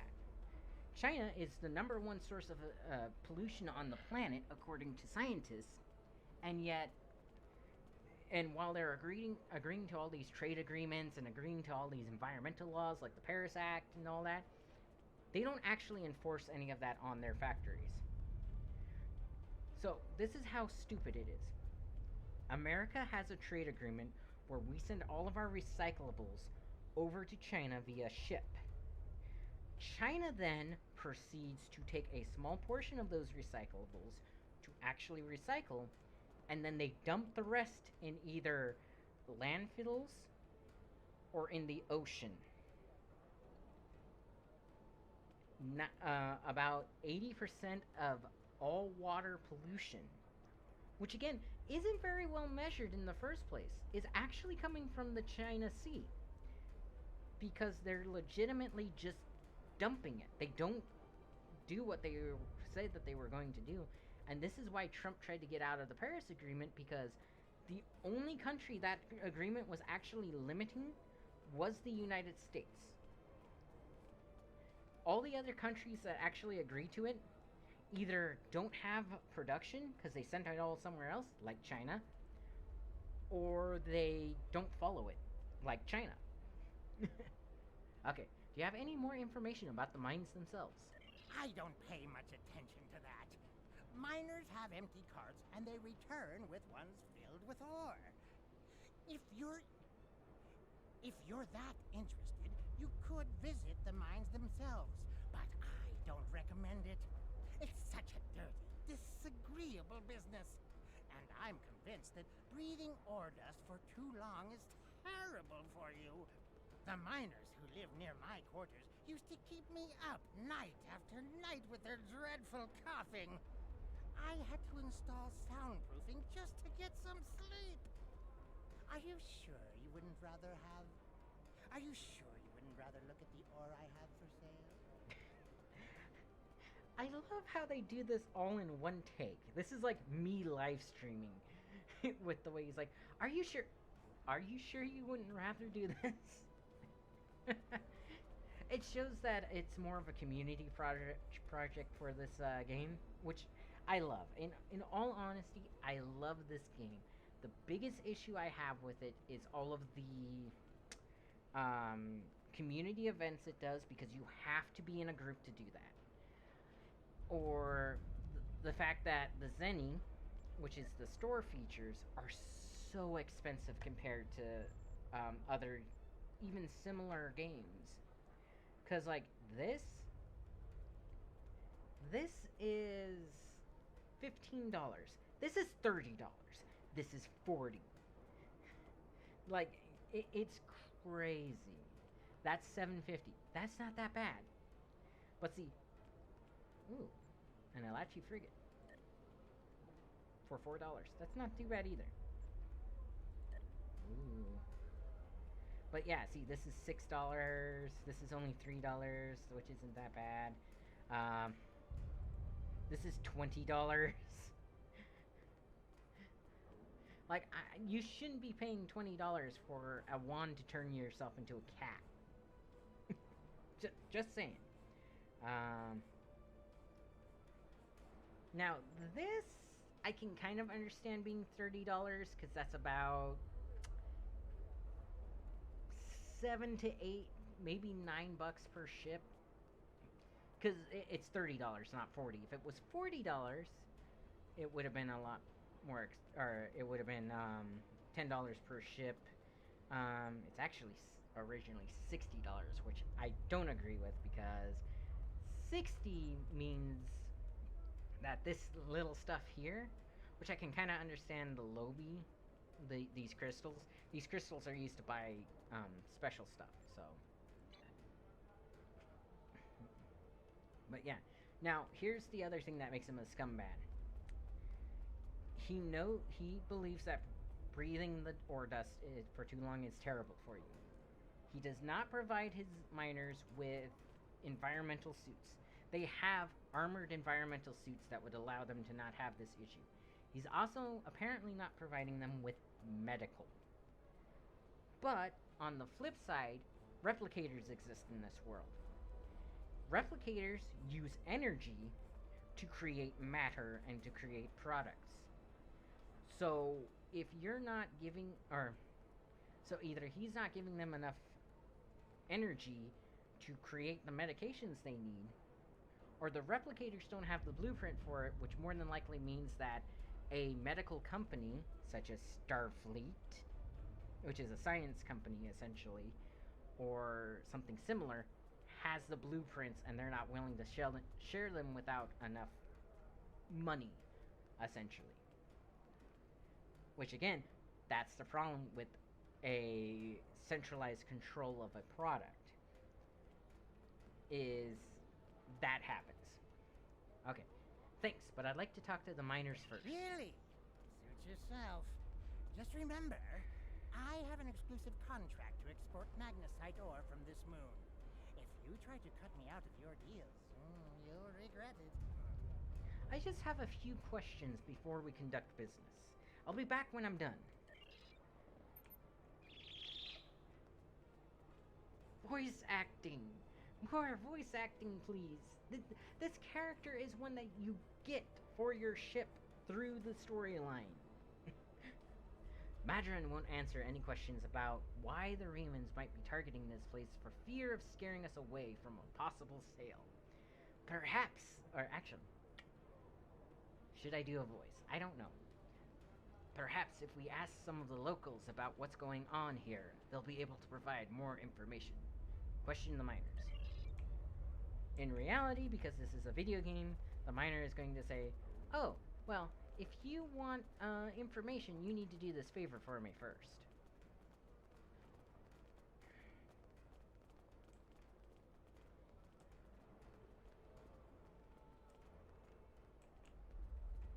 Okay. No, I don't need to talk to them. I need to get through this area. Question the miners. So, since I'm an engineer, I'm actually looking for somebody who's this guy here.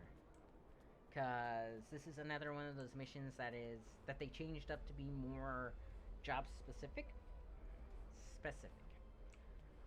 So like, if I talk to that guy, that's for the tactical officer, and he'll send me out to kill some of these guys. Because these guys are actually like, they're part of the Tal Shiar, and they're roughing up civilians to get more money. Or supplies. So, talk to drill operator. I don't have time to talk to you right now. I need to repair this drill so I can make a living. Engineering. Is there anything I can do to help? Not unless you know anything about laser induction coils. You don't by any chance know anything about laser induction coils, do you? Hang on. The heat trapped by my headset is melting earwax, so I have to clean it out every now and again. As a matter of fact, I do.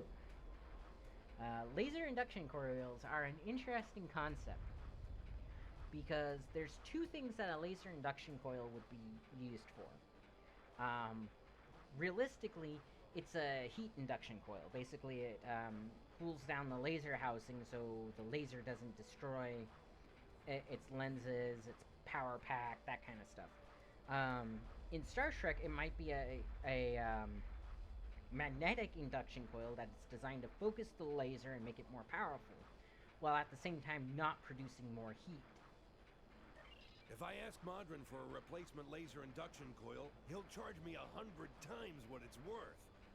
He's the only one who brings supplies to this planet. I remember when we had regular contact with the home world and my brother there would send a package of sweets for my children in every transport. Now, I can't dwell on the past. My problem is this broken drill. Yeah. So again, free market would dictate that Modron has to do certain things in order to keep his people happy and reduce cost. He has exclusive rights to bring stuff in and out of the moon, which means unless you know smugglers, he gets to set the price for everything. There is no competition to him. And again, this is what's hilarious about this kind of stuff. This is the difference between communism and capitalism. Capitalism would say that there's actually somebody on planet producing materials compared to Modron bringing materials in. They'd have replicators and stuff like that. Communism says, well, Modron is essentially your government, holds all of your rights, and therefore he makes all of the decisions and he doles out stuff for you. And he's actually doling it out and charging them for it at the same time, which is something you can do as a communist. A Soviet, or the government of Soviet Russia, not only told people what they could and couldn't produce, but they also told them at what price they would do it, or how much it would cost them in order to get what they needed from the government. That's one of the reasons why bribery was so common back then in their government. I have to fix it or I won't make quota. We salvage parts from old equipment and sometimes other people here will trade components. But this requires some specific components. If you think you can help me, I'll mark your map with the locations of some people who might have what we need. Dang it. Okay. But yeah, I just find that kind of hilarious that... Okay, talk to Romulan refugees. Please, have you seen my brother? Ah, man. Honestly, this isn't all that important, but maybe I can help. How long has he been I missing? last saw him 2 days ago. Madron assigned both of us to work in the upper levels of the mine. Toshin's drill bit broke, and he needed a new one. I know I should have gone with him. It's not safe to be in the mine alone. Now he's gone. Back. Okay, so... find it hilarious. I must find him. The mines are so dangerous. Not voice acted. You click this? Why isn't the mine safe, or why isn't it safe to be in the mine? There's a group of people down there who treat the mine like it's their own. I don't know why Madron tolerates them, but they make life miserable for the rest of us. They steal and terrorize the weak. I once saw them dragging a woman to the lower levels, and I never saw her again. She wasn't the only one. Many people have disappeared. I thought if my brother and I kept our heads down, that we would be safe, but maybe they took him. Murderers! Murderers! If they killed my brother, I'll kill them all! And see, this is what happens when you don't stand up to that stuff to begin with. One of the reasons Chicago is as bad as it is nobody stands up to crime in that city. So, of course, criminals do whatever they want. See, the thing is no matter how many people are in that mine, unless you have an entire civilization down there, the miners in the community above outnumber them 10 to 1. And you'll see as we go through, there's like maybe 15 Tal Shiar agents down there. Compared to, you know, what? There's 20, 40 people up here who can all replicate weapons. They have high-powered lasers. They have all this stuff. But because they decide not to do anything and just let these criminals do what they do and keep their head down, they start losing people. They start losing loved ones. And I didn't even... I thought this was the other circle. I need to go around this. Okay, so I'm gonna go ahead and exit. But yeah, and that's one of the reasons why America has what a lot of countries just say that we shouldn't have, which is gun rights. The reason we have our gun rights is because, like we saw in, say, Kenosha and stuff, when people begin to invade a community, we have a duty and an obligation to stop them as civilians, because our police aren't this miner thinks Madron sent us to collect some debt. We need to catch him and explain we aren't here for Latinum. We need to help repair the drill. So he decided to take off. Talk to Romulan refugee. Leave me alone.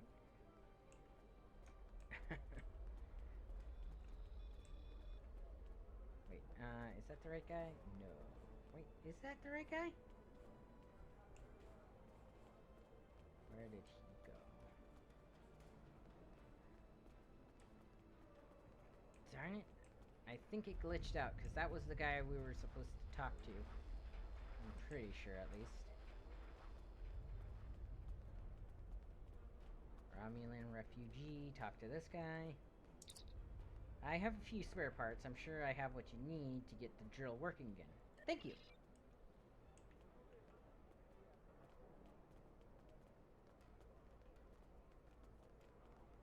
Oh, did it spawn a new guy? No. Why is the circle here? Why isn't the circle on the actual guy? So yeah, you can see a couple recruited Tal Shiar thugs, you know, hassling somebody in the back alley. Look at all the people who could be doing something about it.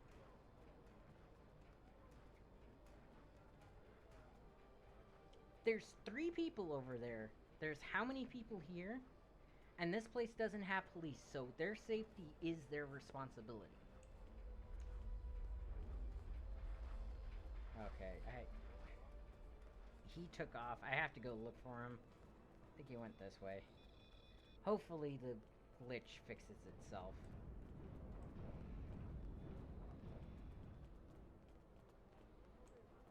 Let's see. Do I actually need, yeah, I need 3. Shoot. So I need this person up here.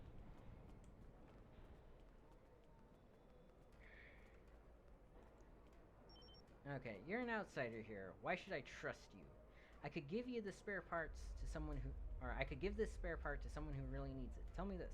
How do you avoid breaking your drill bits when you hit a pocket of magnesite?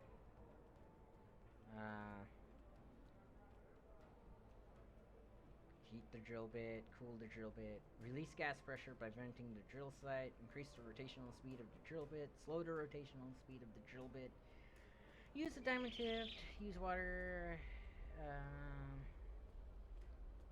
think you're supposed to release gas.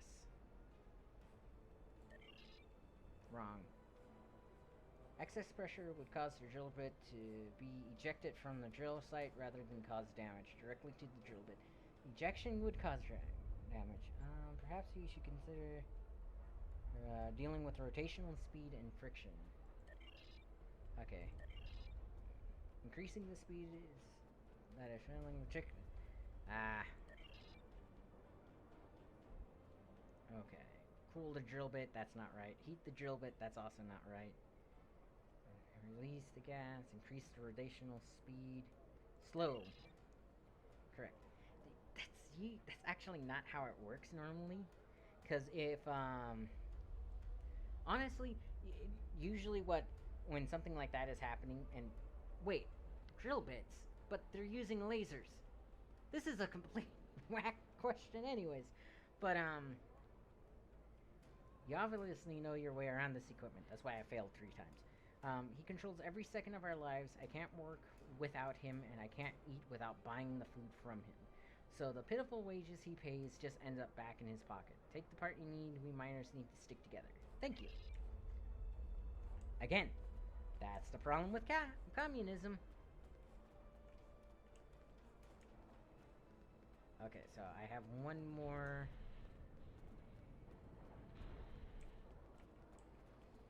So yeah, because they have to buy everything from him, from a single source, that is why everything is as expensive as it is.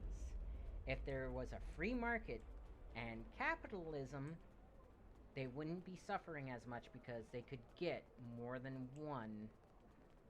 Oh, it's this thing again. Really? Let's try talking to this person. Oh, she's a surveyor, and she won't help. Kotu. Romulan refugee. Oh, he's one of the ones we talked to do that. Talk to him. Okay, talk to Romulan refugee. You don't hurt me. I don't have the latinum now, but I can... Oh? Modron didn't send you here to break my kneecaps? Continue. I have a daughter in the radar system. I thought I could contact her to send me some latinum. But Modron won't let me use the subspace array. You see, I owe him some money. And I didn't make my quota last month because I was sick and... But that's life, isn't it? All you can do is try to hang on to whatever you have left. I'll give you the part you need. Take it, and I hope it solves your problem. Thank you. Now, again, simple solution. How many people are here? How many people are Modron? He has, like, 2 thugs himself, and then there's other Ferengis that they could make deals with. And here's the thing about Ferengis. You can get better deals by playing them against each other. You can say, well, you know, Modron told me that he'd pay me $40 an hour to mine. What's your offer? Oh, well, I'll pay you 50 because I don't want him to have the miner to get more latinum than me. Thank you. With these parts, I can fix this drill and get back to work. I need to make my quota today or Modron will cut my pay again. I already owe him so much latinum, I don't know how I'll ever repay it. He brings in food and supplies that we need, but the prices are so high. I remember the dark days after we lost Romulus. There were no supply shipments for months. I had to listen to my children cry because they were so hungry. I might spend the rest of my life in debt, but I have a life. And see, he saw a problem. The solution would have been to try and use that subspace array that's there, that they have, to try and talk to either the Federation, the Klingons, or like even the other mining sites around the area, and be like, hey, we need you to set up trade with us, and we can ship out magnesite and you send us supplies and stuff. To answer your question, though, I don't know what makes this mine different from any other mine. The magnesite isn't any different.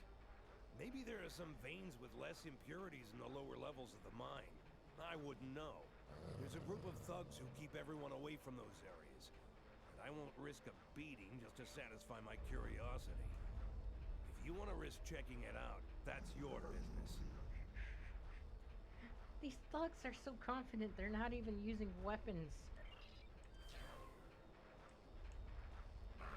Accolade complete. Drill Doctor. Like, think about that for a moment. They are so confident they're not even using weapons. They're beating people. And yet none of these people who, by the way, work out for a living, they should be fairly strong. And they have weapons because, you kind of need weapons in order to mine stuff. A pickaxe is way more effective at killing somebody than your fist. They do nothing. You want to go in the mine? Are you really interested in buying any magnesite? Or are you just here to cause trouble? Because if it's the latter, I know someplace you can start a little ruckus. There's a gang that controls the bottom levels of the mine. They won't even let me in there. Previously, I allowed them to keep their little kingdom in exchange for information. But lately, they've been more trouble than they're worth. And the intel they're feeding me is useless. Honestly, who doesn't know about the green invasion of the fairy space? I'll take that information to heart. Okay. Now we have permission to enter the mine and start killing something. But yeah, so there's the pockets of thugs up here, usually 3 to 4 people in the pocket, but there's only 4 or 5. So you're looking at maybe 30 to 50 people in total. Because again, in the mines, there's not that many.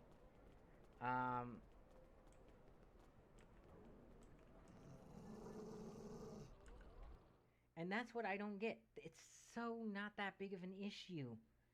Yet. Okay, time to be. So, refugee miner, Romulan miner.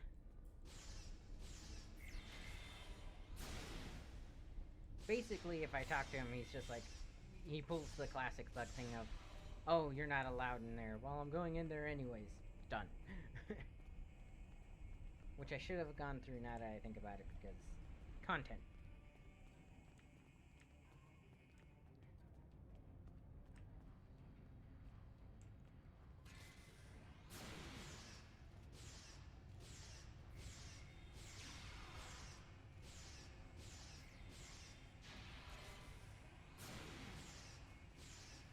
Yeah.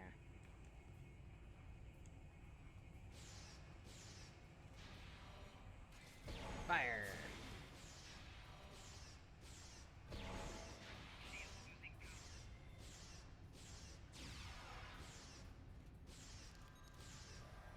wait, they took away my dog.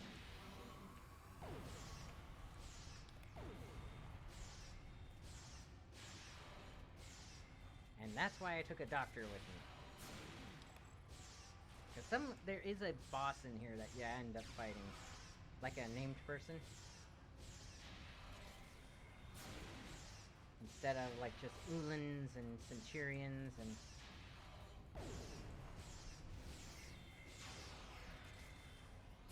Let's actually hit you with a bait.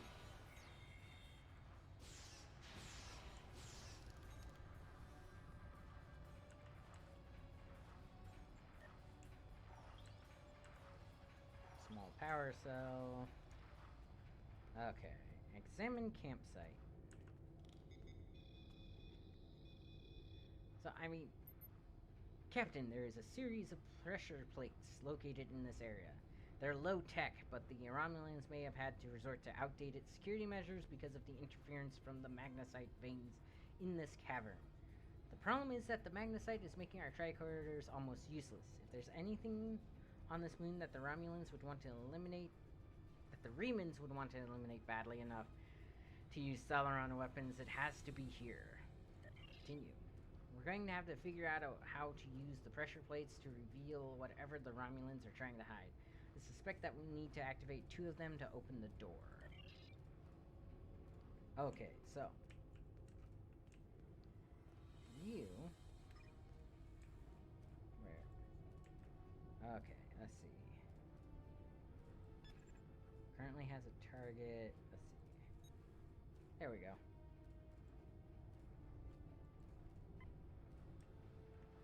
Should tell him to go. Okay, fine. Go here. Not there. Here. Ah. Lock positional coordinates. Not detected on alternate plate.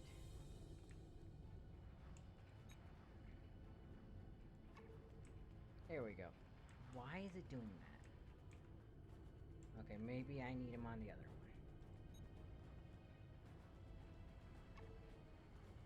Did it again.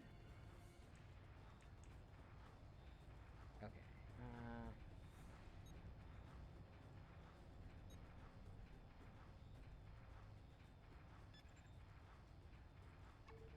There we go. Don't know why it takes forever to do that, but lock in position of coordinates. Coordinates locked. Okay.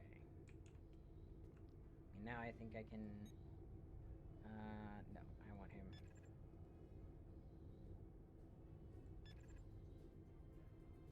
No, where is the...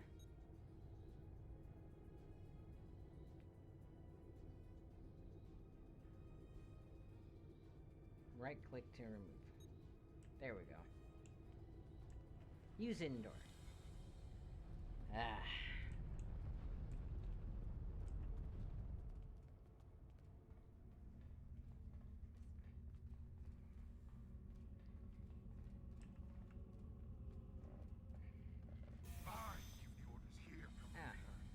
Where'd I get the pistol? With all due respect, sir, there is a difference between protecting the Empire from her enemies and provoking There them. is much here you cannot understand, Janek. The Remans need to know their place. As do you. I will not forget your insubordination, Commander. The Tal Shiar has no place for officers who cannot follow orders. I'll be in the command center. Colonel, they were civilians. Their blood is on our hands. Get used to it. There will be more. Speaking of which, why don't you clean out the brig before you become a resident there? I love how my lizard was just, I don't know, just kill him.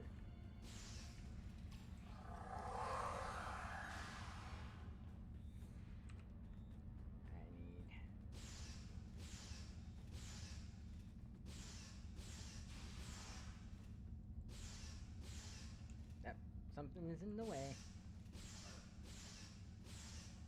Oh, I should also hit 9 again. Make sure I have my dog. Okay. Yeah, see, there's actually not too many people in here. It's like silly. Got him. Now, I hate to say it, but there is like a ton of reading. Each one of these consoles is a different log, and each one of these, I'll show you just real quick an example. Each one of these is like that long, and some of them have multiple files on them. Honestly, with you guys not actually being in chat and stuff, I kind of don't want to do all that reading.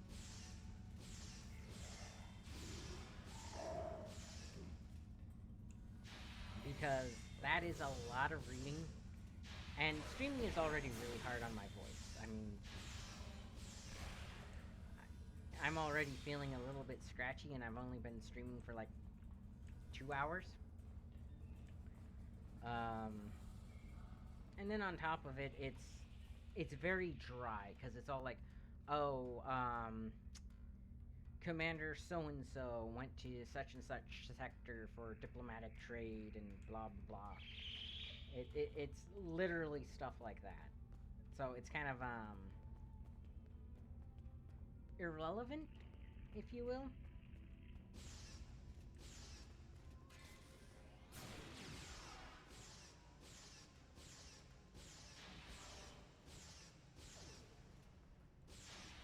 And there's a Horda.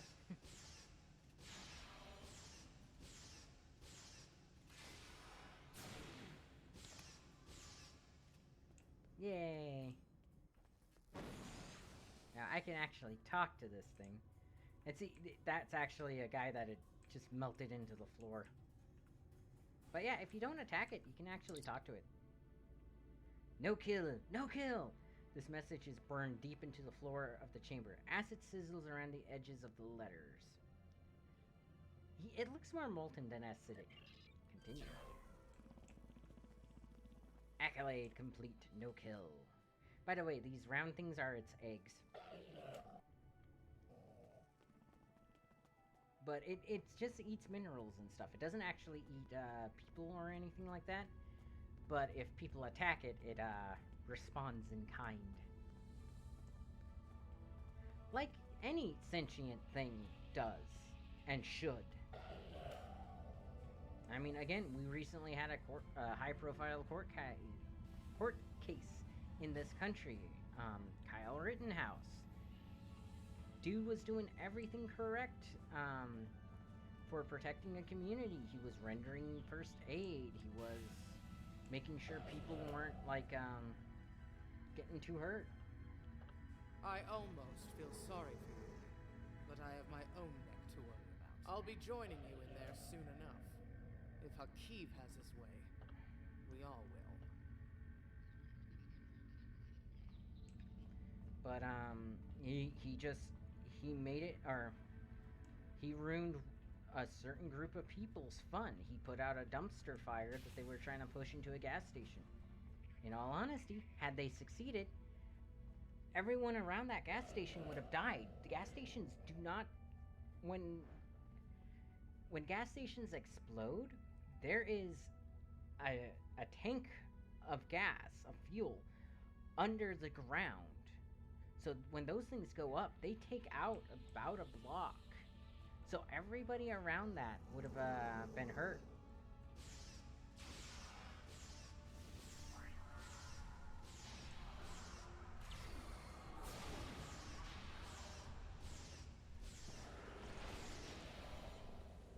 Alright.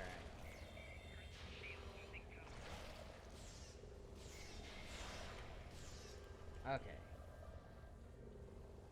Thank you. Ah, she poisoned me. Aw. Hi. That way when you die... when you die, he gets to be there. Alright. Enough! I surrender. I value my life more than the Tal Shiar's secrets. I'll tell you anything you want to know. But first, you must tell me why you are here and what you want. Why does the Riemann Resistance want to destroy this base? The Remans know about this base? Impossible! Only the leadership of the Tal Shiar know we're here. The Empress herself couldn't find us. I don't believe you, but it makes no difference. This is not a military installation. We listen and record here. Nothing more. There are many targets that those Riemann scum would find much more tempting. Okay, so if I was to play a Romulan, I would get this option, which changes the outcome a little bit. But since I didn't start as a Romulan, if you start as a Romulan, you and she are like from the same colony or something like that. Enough of these lies. Are you sure you want to end things like this? Yes.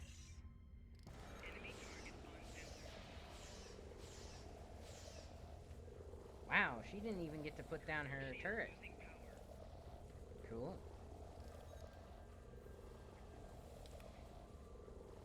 But, yeah, I do like that about this game, though. Your racial choices and stuff affect a lot, too. But, yeah, like I was saying, there was that court case recently that a lot of people, were paying attention to. And we still have people upset about it, but if that kid hadn't done what he done that night, or hadn't done what he did that night, he would be dead. No ifs, ands, or buts. And then there's the fact that the news fails to report that the people that attacked him, the people who died that night, were criminals. Like, really, really bad criminals. It's saying that there's another door here.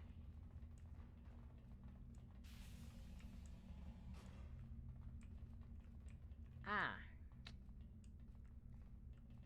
Ugh. Interrogation room.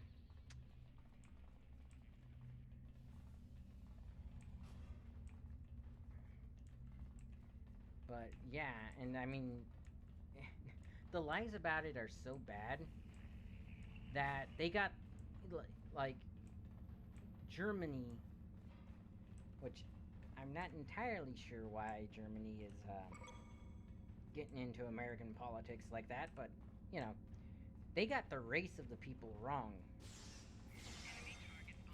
that were killed. But we have news that are reporting it like,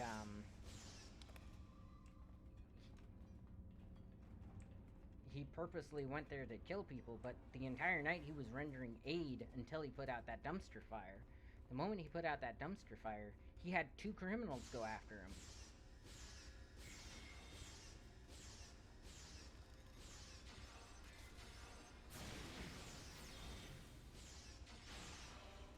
But yeah, it's that bad. And I can just,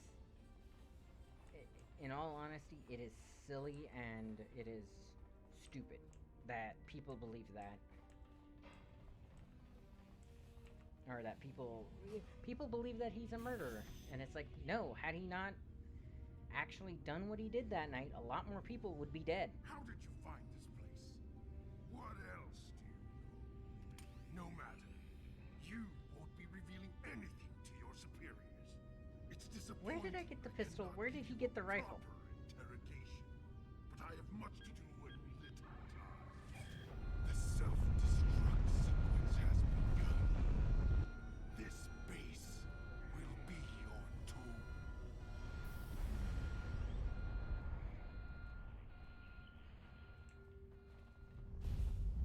That doors. Okay, hit the button. The reactor is going critical. We need to get out of here, but not before we find out what is so important to Hakiv.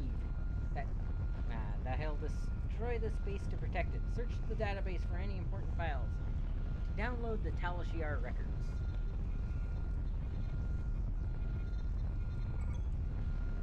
Okay, now we escape. Come on, guys. Run!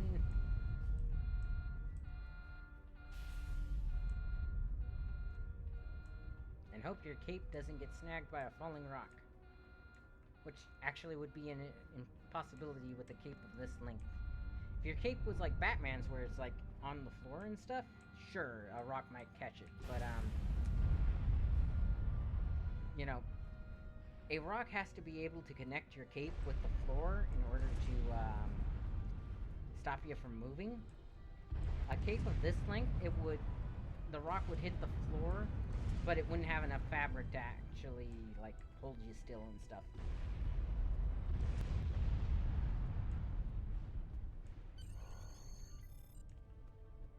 Alright. Take lift to surface. Yay! Gift return. Confront Take 2.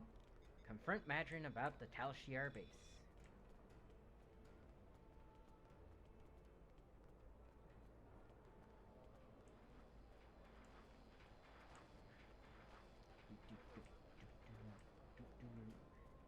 Aha! I don't know why I'm confronting him about the Tal Shiar. What was that? Oh, that was that. Alright, talk to Madron. My mind! What have you done to my mind? Okay. There was an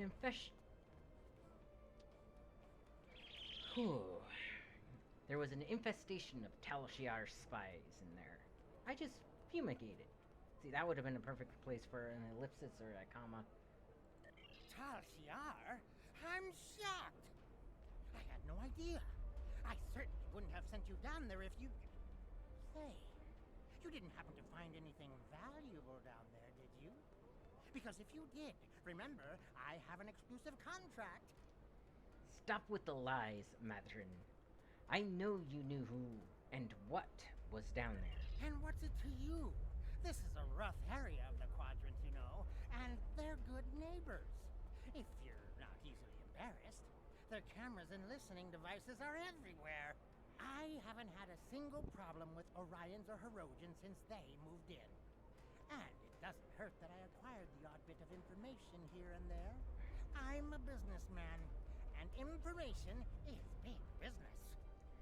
Do you know anything about what they recently discovered? Unfortunately, no. I'll admit, I was trying to find out, but their systems were locked down tight. I'm sure whatever it was had to be big news. Everyone was on edge. Janik and Hakiv were barely speaking, and I once heard Hakiv mumbling something about orders. Someone's been pulling his strings, but I don't know who. I do know that Tal Shiar takes security very seriously.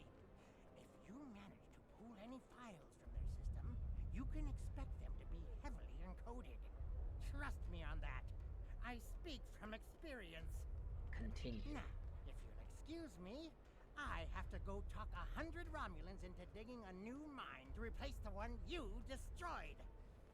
My profit margin for this month is ruined. And see, if they had better equipment and were healthier, they could do it in half the time.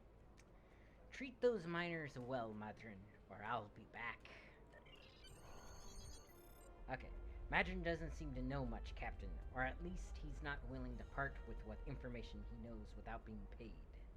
I don't think he can help us anymore. We should return to the ship and try our luck at decrypting the files we recovered from the Tal Shiar. I'm sure they will be more useful than anything Madron has to say. And return to the ship. Now, this is one of the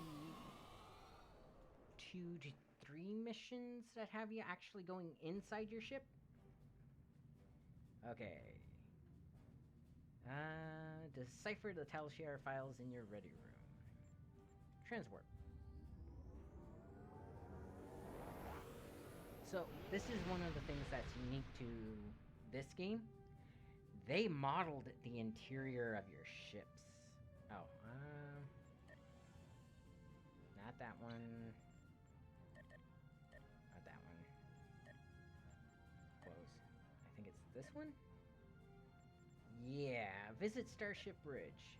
Okay.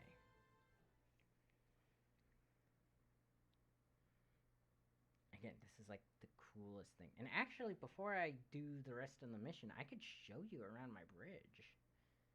There is, oh wow, it's taking a while to load. But, no, they actually, each ship has 3 levels to it. It has the bridge, which has your conference room and stuff, and your ready room, / bedroom. It has the crew quarters and cantina, and then it has engineering, which is pretty cool, actually. And that's why I said most of these ships, like, random engineering officer. Okay. Huh. There's Thrak at his station. And then Balera. We have Kagan. We have Chikaren. And a random science officer man. Let's see. I actually want to use this. So, turbo lift crew deck. I mean, how cool is this that you get to walk around the interior of your ship? A lot of games would not do this. And I mean, you can go down the ramps. I wanted to say downstairs, but yeah. There's no such thing as downstairs in these starships. They all are ramps, which oddly makes the Klingon vessel very handicap accessible. Sickbay! Yay. Science officers.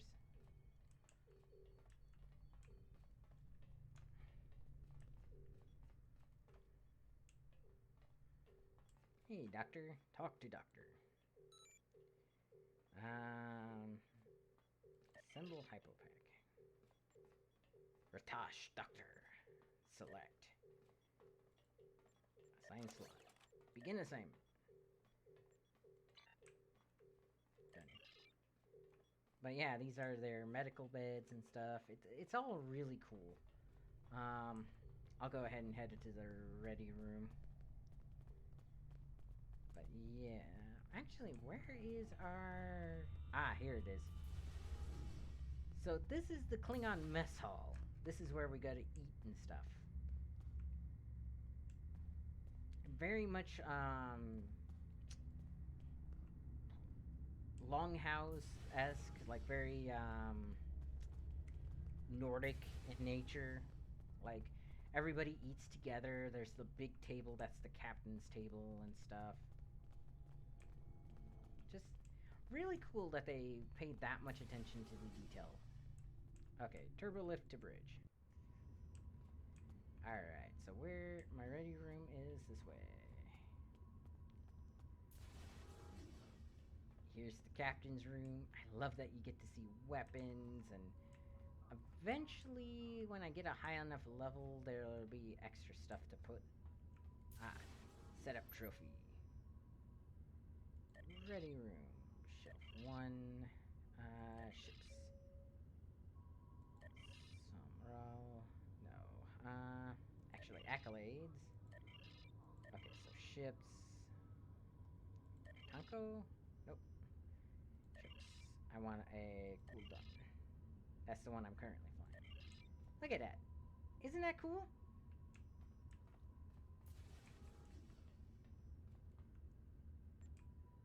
Oh, I guess I have to put trophies from both sides. Set of trophies. Ready room, shelf 2. Ships. I want a Birel. Exit.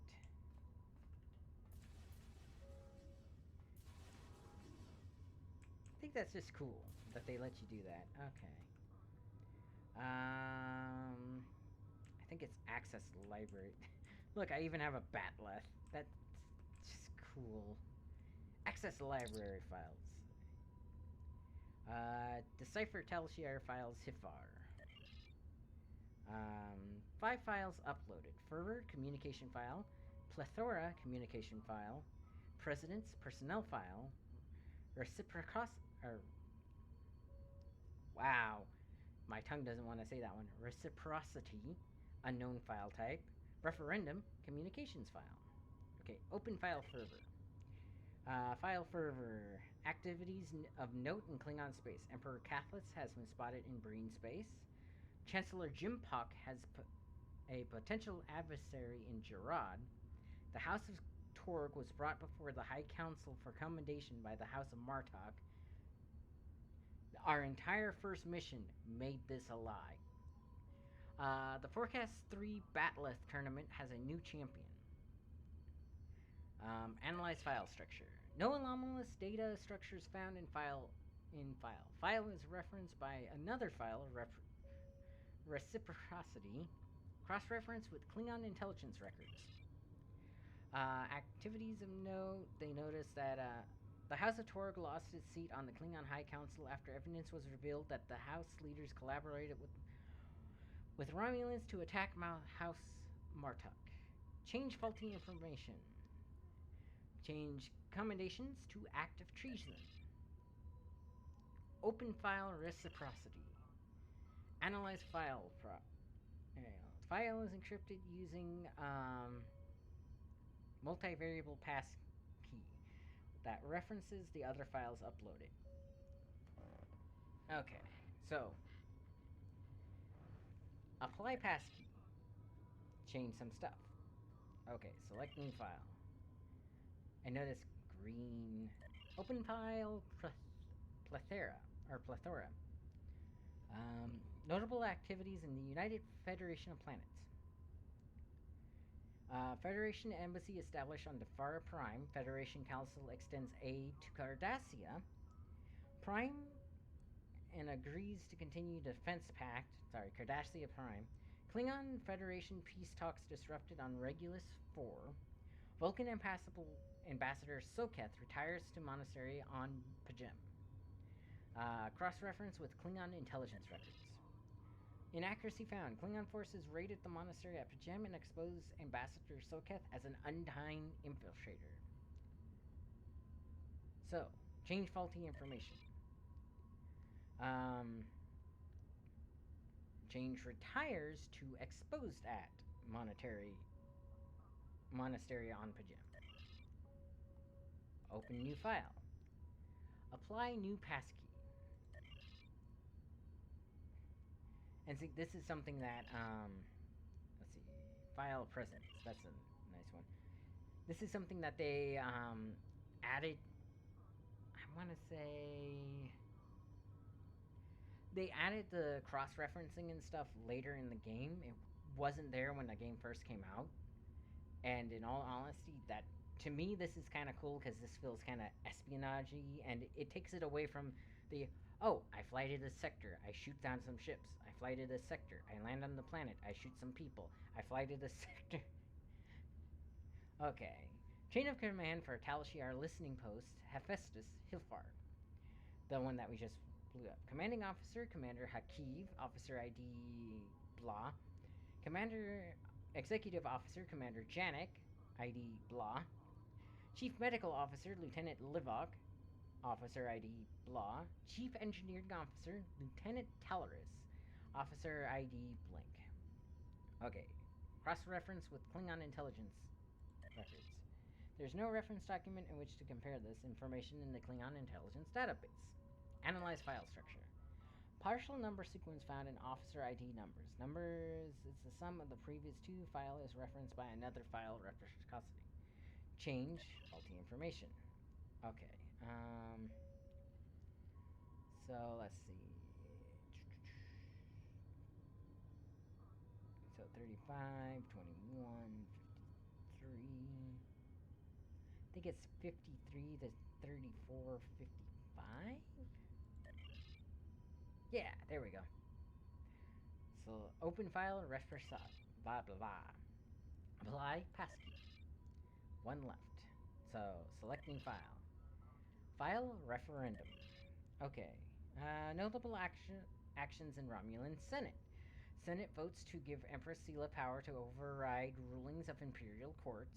Ambassador Jurok visits Andoria. Reman's rebel attack transports in Iota Pavonis system. Senate ratifies new tax on dilithium. Okay. Analyze file structure. No, ah, no anomalies detected. Cross-reference with Klingon intelligence records. Inaccuracy found. Klingon intelligence has no record of Ambassador Jirok visiting Andoria. Change faulty information. Jirok. Is it Kronos or is it Vulcan? I think it's Kronos. No. Revert change. Change faulty Vulcan? There we go. Select new file. Open file big long word that's hard to say when you're on stream. Okay. Apply passkey. Okay. File reciprocity. Secret Riemann base detected in Dara system. Listening post Hephaestus has detected an increase in subspace communication and ships traveling to and from the Dara system. Analysis of the communications and ships traffic reveals patterns of obfuscation normally employed by Riemann forces. Tal Shiar forces then intercepted a ship leaving the Dara system and captured 47 Riemann civilians. The passengers and the crew were summarily executed under orders of Colonel Hakiv, but the captain and first officer were preserved for questioning. Under interrogation, the captain of the Riemann vessel provided a security key that could be used to decipher encrypted communications sent to the Dara system. The decrypted messages prove that there is a base in this area of space being used by the Riemann resistance. Recommendation: Tal Shiar ships should be sent to the Dara system immediately to capture the space and its inhabitants. Exit. Alright. The Tal Shiar is planning an attack on the Riemann base. We need to get this information to Temek in the Great Hall of Kronos immediately. Kronos, not Kronos. Okay. And Obasek is justified in his anger. The Tal Shiar records you recovered from their listening post indicate that they have been tormenting the Riemanns for months. Their bases have been attacked, their ships destroyed, and their families killed or imprisoned. There is no more honorable reason to pick up a blade than to defend your home and family. However, Obasek was willing to use Thaleron weapons to destroy a handful of Tal Shiar operatives. Using a hammer to swat a globfly is not the warrior's way. It is madness. And again, Klingons willing to help somebody defend their home. Collect reward. Congratulations, Commander. Alright. Commander. The mines of the Hilfar system are ripe for conquest. It is good that you look at the world with a conqueror's eye. There is much there that would be of use to us. Plentiful resources, a ready workforce, a place to prepare our ships to strike at Seela's forces. I will take your proposal to the High Council. If they agree, perhaps you will have the honor of leading the invasion force. There we go. Okay, back. Frozen. We know from the information you recovered from the Vahar system that the Tal Shiar are planning to attack a Riemann settlement in the Dara system. We have an opportunity to reach the settlement first. I want you to go to the Dara system and learn more about the Riemann uprising.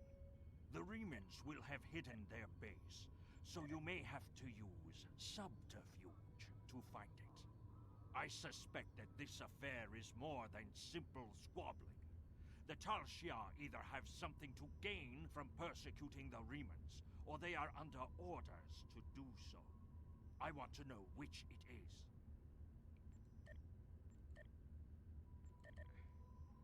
Alright. And let's see what we get. Ooh, new consoles and a Romulan disruptor pistol or rifle. Nice. I'll take that. Exit.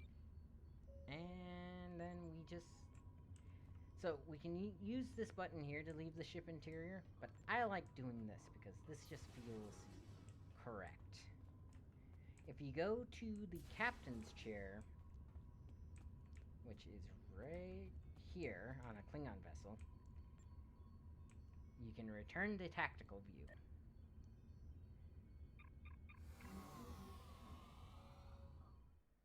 which leaves and stuff like that. You can actually sit in the chair too sometimes.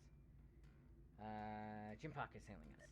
Congratulations! You have proven yourself to be a strong warrior and invaluable to the Klingon Empire. Report to the shipyard orbiting Kronos.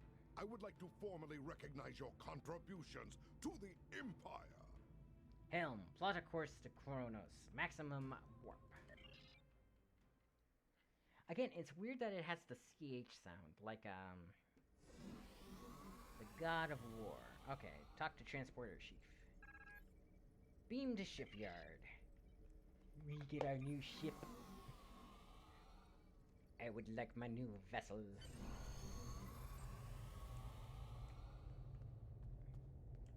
Oh yeah, I think I have something else. Promotion, personnel, uniforms, event buyout, ships, featured, no. Where is it? Is it the dilithium store? Reclaim, hangar pets, special items. Actually, give me a moment. Now, I know that's not right. Tholian Muds Market. Ah. Oh, do I need to be...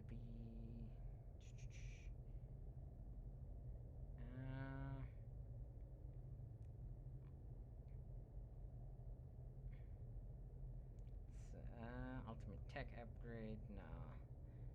There should be unlocks for the whole account, the guarantee user, madams, glorious bundle, it's only usable by captains only, so I think that's my next one, right? Commander, Klingon defense, yeah, okay. Because I do have that, so... Actually, I want to... Oh yeah, cool. So, let's see. Assets. Refined dilithium. 2,000. Okay, dilithium store. Yeah, I still can't afford a lot. EV suits. I'll save it. And inventory. Sweet. Okay. So, speak with the ship vendor. Acquire ships. Browse starships that are approved for your rank. Congratulations on your promotion, Commander. Chancellor Jimpock has given his blessings for you to choose a starship appropriate to your new stature. There are several impressive vessels to choose from. Take a look at my store. The starships that are approved for your rank are listed there. Okay. So, a Nog bird of prey. Not bad. Or Norg bird of prey. Tango? Norg. Norg bird of prey. Mogwai heavy. Porg raptor. Sequoia. Ooh, that's pretty. Katanga. Or Katinga. Battle cruiser. D7. Ooh. I think that's the original series one. D7 refit. D7 Romulan. Okay. Katinga. Ooh. That is pretty. And Kronos 1. Phalanx science vessel.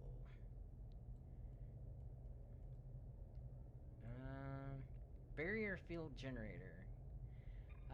Generate an energy barrier between your ship and the target, which can be used defensively as cover. This mod can be equipped on any ship in any console slot. You may equip it... Oh, that's a expensive one. Vandal Destroyer. 75. The Court Flight Tech Carrier. Oh, wait, these are... Oh, these are all... Korotinga. Katinga refit. The Tongo bird of prey. These are the ones that I can get with dilithium and stuff. Okay, so I think I'm going with the bird of prey, of course. The Norg. Spy ship. Okay. Bivkavat. Yeah, that works for now. Oh, wait, cancel. Done? Nice. And now I can equip that over here. Ship manager. Alright. So that's the Merciless. This is my new one. Ready to starship. Cool. Oh, look at the weapons. Customize my new starship. Again, this is one of the things that takes forever with this game because there is a lot of cool stuff for this. HOS medium, Lusor, Lucara, Salpik, Stick, Iring, Kirom. No. Let's just go with the current layout. Medium, let's do large. More curved corridors suitable for a large cruiser ship. Okay. Windows. It doesn't have windows. Okay, material type 0. 1. Ooh. 2. I'm going to have to go with 1. That is pretty. Ooh. Photon torpedo tube. Oh. This is a nice looking ship. Okay, color is black. I can go with black. And let's do a nice deep...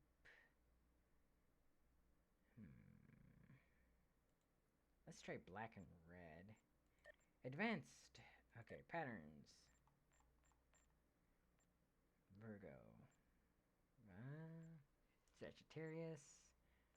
Orion. Orion doesn't look half bad. And the black doesn't show up as well, so let's do blue. There we go. That's nice. So let's do Kronos 1, Orion.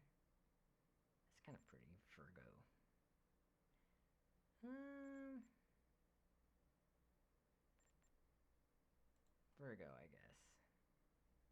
Look at that. That is actually coming out pretty good. Pylons. Which I think are the... Yeah.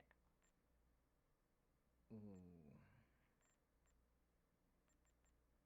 That is pretty. Leo, Orion, or Virgo.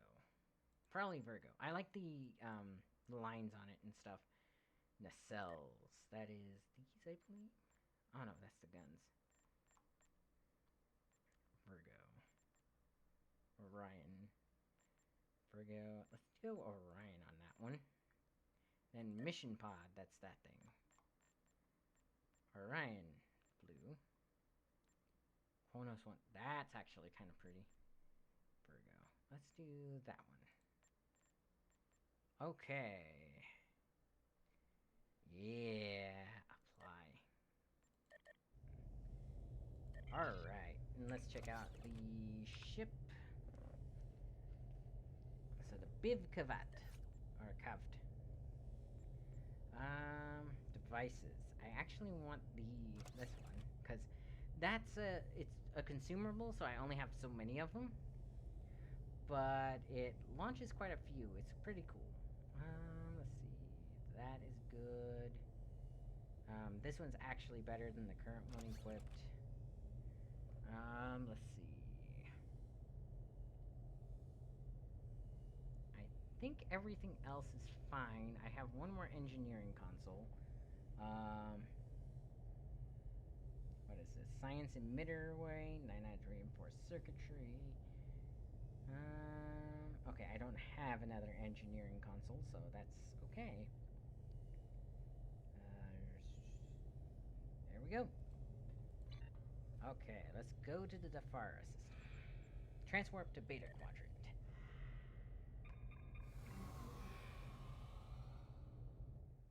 And now we get to fly our new ship. Oh, I love that. Begin of Frozen.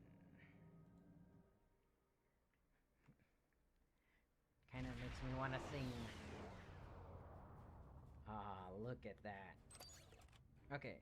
Commander, the Remans are jamming our sensors and there's no way to determine where their base is located without assistance. We need a guide.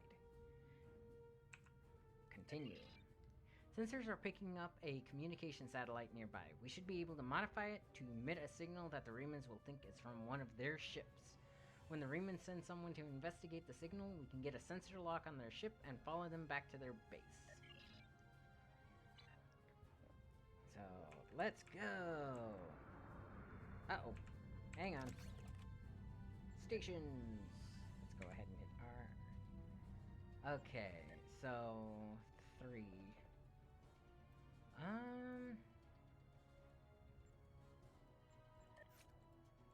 I have 2 bridge officer candidates. Alien Tactical Officer or Gorn Bridge. Okay, so... Mask Energy Signature, Tachyon Beam, Tractor Beam, and Gravity Well. Ooh, that is a good one. Commission. Join. Change uniform. Bridge officers. So you are gonna be... And again, this is what I love about this game.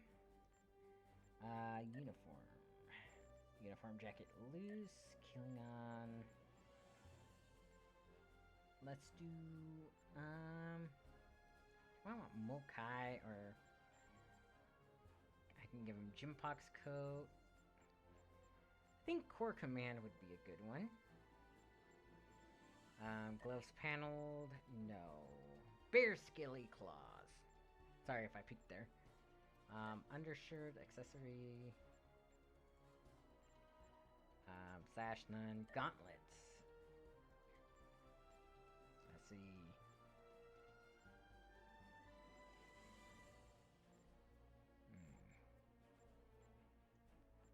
Nah.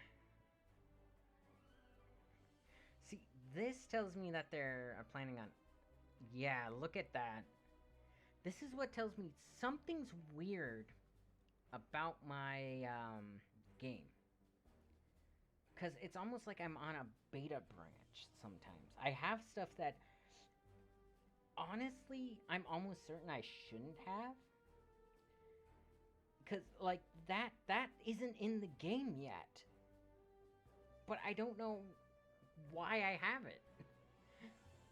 And I don't know if it's something everybody has and it's just not, like, you know, ready? Or if there's something weird about my, if there's just something weird about my game. And that's, like, honestly...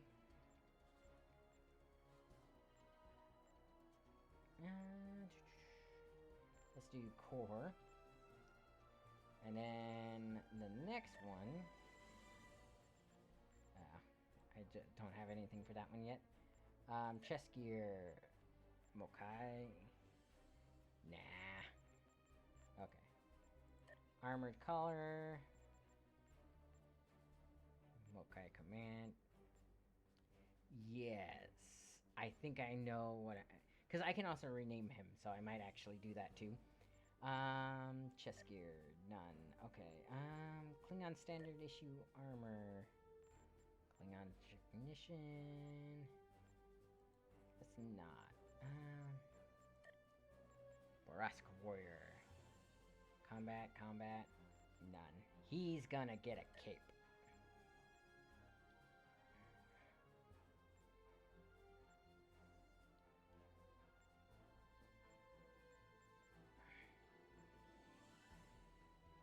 Yeah. Because, I mean, he looks like he deserves a cape, right? Boot Klingon. No, I want, I mean, I could give him bare feet, but... Core. I really like this suit. Again, I don't know where I got it from.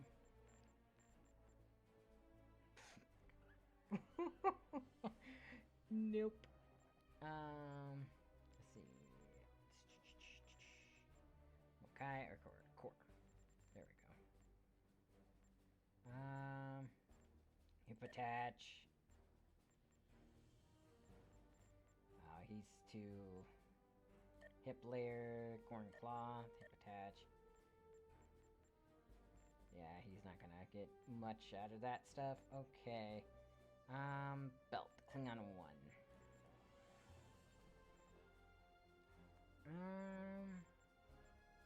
Fabric, no. Mokai. Core command. Yeah. Look at that. He looks good. Let's go ahead and F1. A1. Let's do A1 for you.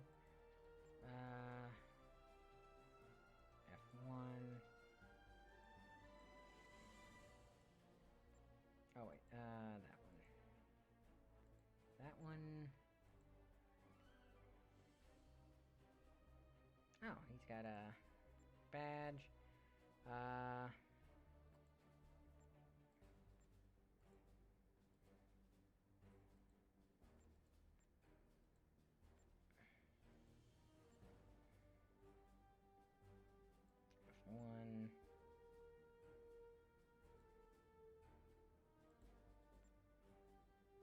Shoulder pads. Yeah.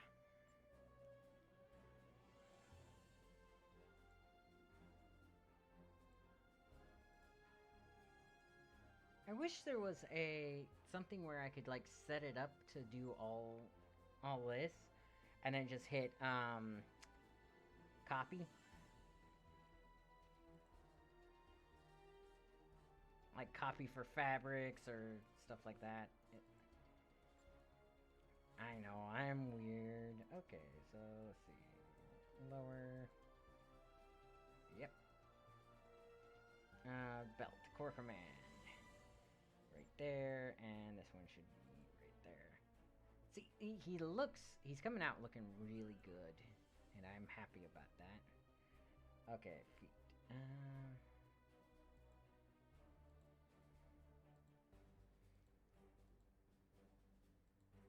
Because if I could do like all fabrics F1, so I already did that, didn't I? Oh. And then I think I'll change the skin color. Wrist attached.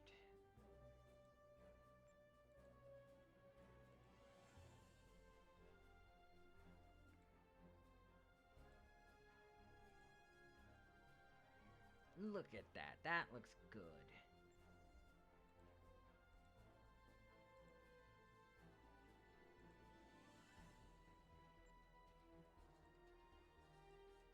Got that nice leather look to it and stuff. Look at that. He looks very good. Head. Okay. Reptilian split. Gorn type. Gorn. Make him the rubber mask. No. I like that one. I attach. Spec off shields. No. Right, because he can be... I do, actually, make him a nice deep green, like a gator.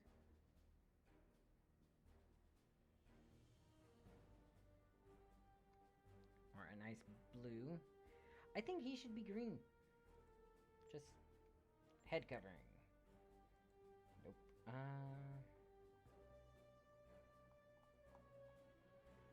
Yeah, not too bad. Head attach. Yeah. Brawler. Thoughtful. So he's a science officer creature.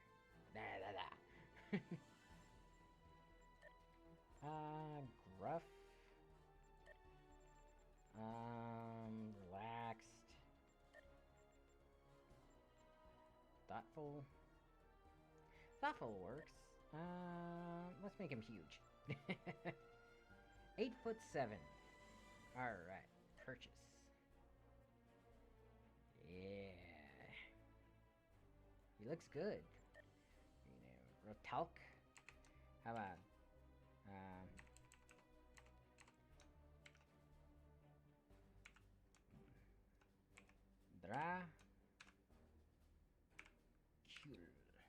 Dracul. Yeah. And you're getting modified. Let's see. Seductive. Yeah. Okay. I'm wondering if I should change her uniform. Honestly...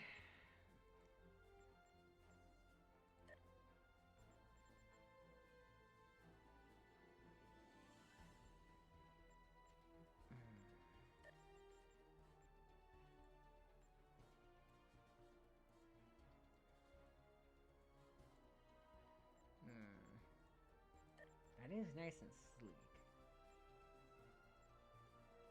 I might...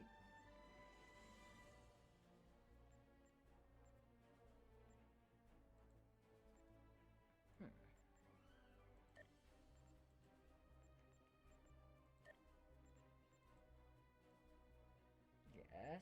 Okay. Wrist attach left. No. Oh, I didn't do... Combat, fabrication, doctor, researcher, scientist, security, special forces, tactical soldier. I mean, that does work. I actually do like the scientist, though. Because what you can't see right now, and I'll do that one. So let's see, scientist, you or you.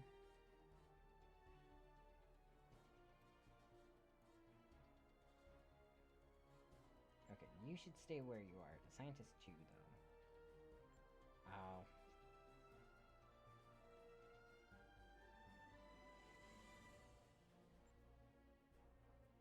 Okay, there we go. See, you can see a hologram on it. Now, normally you can highlight the hologram. Maybe that's in the next one. Wrist attach. Let's do a leather band. There we go. Leather band. No chest gear. Collar. No collar. Shoulder pads. She doesn't get one, apparently. Skirts. Because I can give her a skirt. Let's do... pants tight.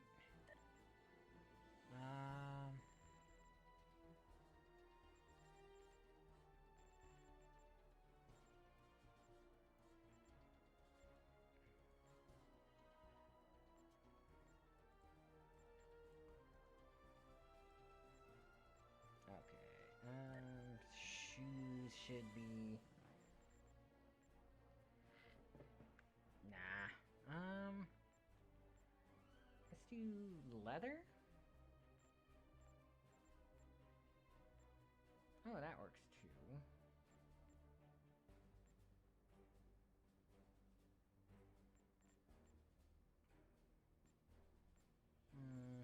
Let's do the leather. Okay. Belt. Klingon. Soldier. Scientist. Doctor. Technician. Combat. Let's do... Soldier. Let's do that one. That looks good, right? Hip attach. Fabrication. Let's do security. And hip attach right. Let's do a dagger. There we go. And then her upper should be armored. Cut out. Yeah. Let's see.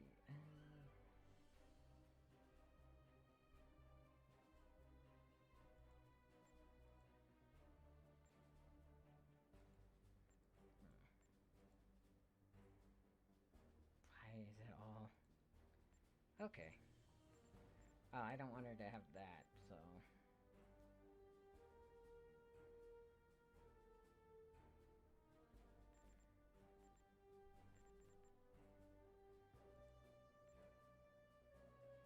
Okay, right shoulder pad. Security, combat. Yeah, that should work. Okay. Hand 7 of 9. There we go.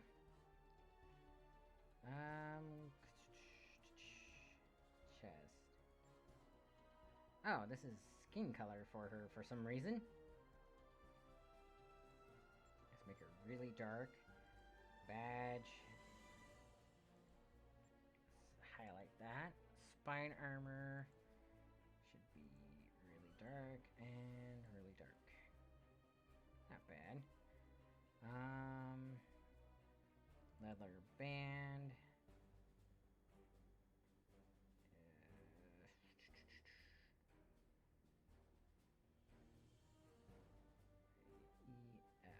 F1. Leather band, F1. Chest gear. She didn't have any chest gear. Collar. Yeah, no collar. Okay. Chest.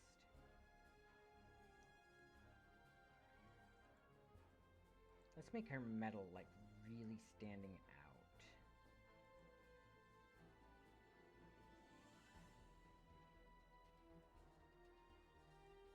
With the hints of red in it.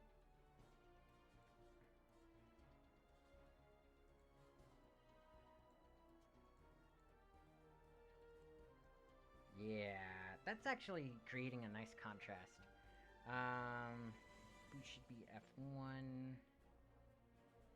That should be that red. That's not that bad. And that should be F1 again. Lower DKS core. Let's not do Discovery core. Discovery Mokai. Shorts.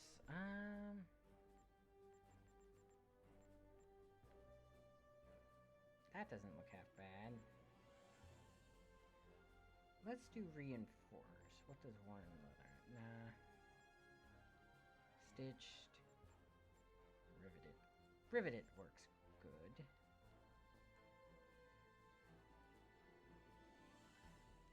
Black. Riveted. Yeah. There we go. Katinga battle. Or actually, that should be her officer color. And then the blade itself should be that color. That color.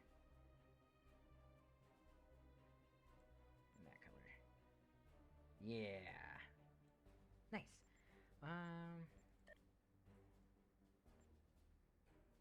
I don't mind her being 6'6".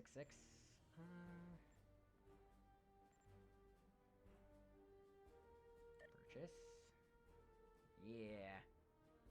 Okay, I think that looks good. Let's go ahead and exit. And you, I will use to create a manual. Tactical motion accelerator, attack pattern Omega. Ooh, that's actually pretty good. Choose manual. Okay. Okay, nice. Yeah, that's actually really good.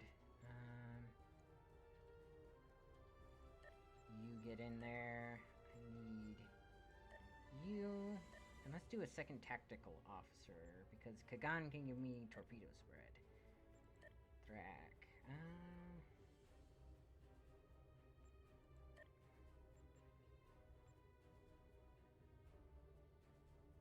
Oh, does he not have his, Oh, I have an extra trait.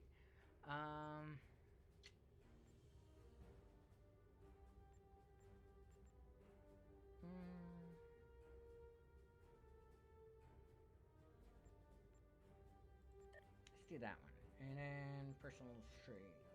Space. Let's see. Imposing threat. Threaten quick.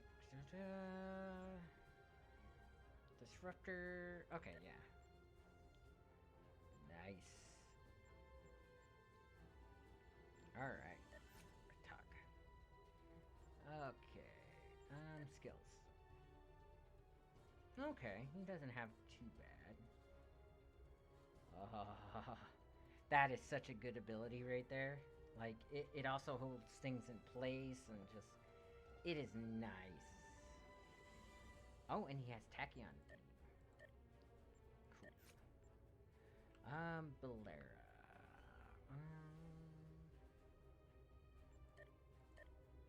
I now have this. Attack pattern Omega 3. So it's in the commander slot. It is... I think it's a space one, so it should be here. No, that's 2. This is attack pattern Omega 3. Oh. She already has it. Let's do Kagan, which is Delta.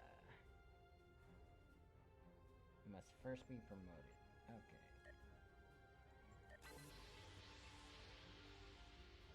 Alright.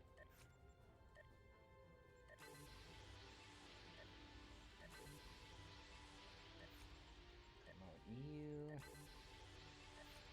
Promote you. Nice. So that should be almost everybody. Okay. Neat.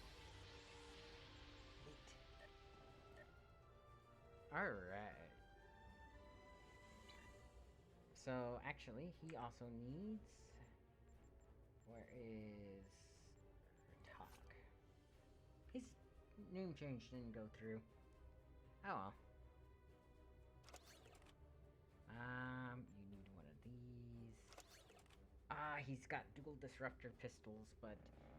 I'll give him a disruptor wide beam. There we go. Alright. Now we can continue on with our mission. This micronebula is limiting sensor functions. We can use it to hide from the Riemann ship when we send the fake distress signal. Now I can also do this. I love that. So, if you played Mass Effect, this is essentially the same stealth system they have. It's the only stealth system that the Federation is supposed to have, because the Federation signed a peace treaty with the Romulans and the, collect rewards. With the Romulans and the Klingons stating that they wouldn't, develop cloaking technology. The modifications are complete, Commander. When we trigger your transmission, the Remans should think it's from a vessel that is losing power and needs assistance. There's a micronebula aft of our location that should be sufficient to conceal the Bivcap's energy signature while we wait for our Riemann guide to arrive.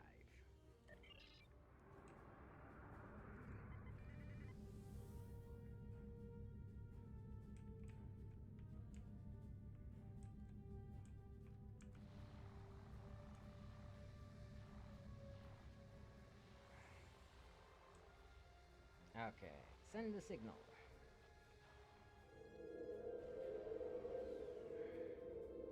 The signal worked, Captain. Riemann scout ship in range is moving to scan the area. Sensors lock confirmed. We'll be able to track them if they go to warp. Detecting a large energy buildup, sir. Romulans, battleship cloaking. Captain, they're firing on the Riemann ship. The scout ship's weapons and engines are damaged. They're cloaking, attempting to re-establish sensor lock. Captain, the Riemann ship has cloaked, but its engines are damaged and the sensors are detecting a tachyon leak. They can't stay hidden for long. We should attack the Tal Shiar ship, sir. When we destroy them, the Riemans will be able to escape. They will lead us right to their base. Continue. So let's do what Klingons do best. Alright, I can't use that. Alright. Sir, incoming hail from the lead Romulan vessel. They have detected us. I don't think those honorless Patak will say anything that we want to hear, but they are insisting on speaking with you, Captain. Putting me on the main view screen now. Ah, you're a good distance out of your Empire's territory, aren't you? I know it's probably useless to expect someone like you to be civilized about this, but I wish to avoid unnecessary bloodshed. Offer no aid or assistance to these Riemann rebels, and leave this system immediately. If you do so, I can overlook your intrusion into an internal affair. Otherwise, I would be forced to see your presence here as an invasion of Romulan territory. That would be unfortunate. For you. Continue. Alright. And... Alright. Just gotta give it a little bit of time. Decloaking and...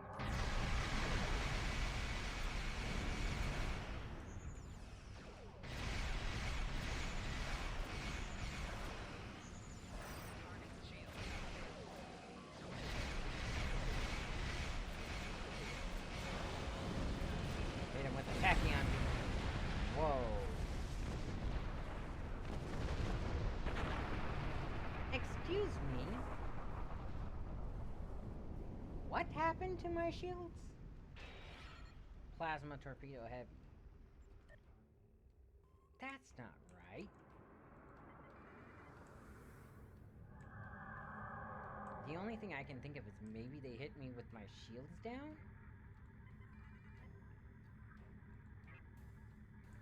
Okay. 14, 13.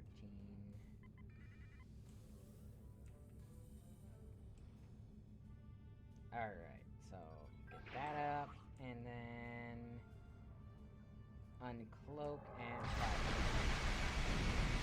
Get them to reduce their shields.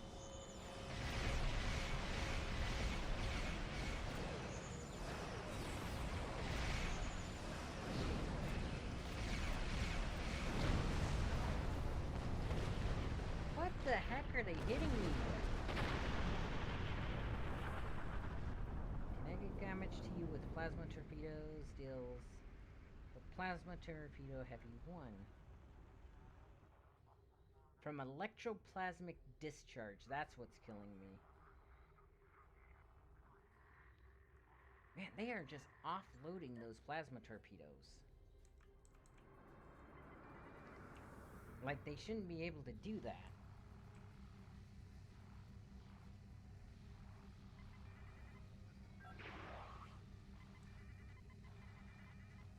I shouldn't have done that early.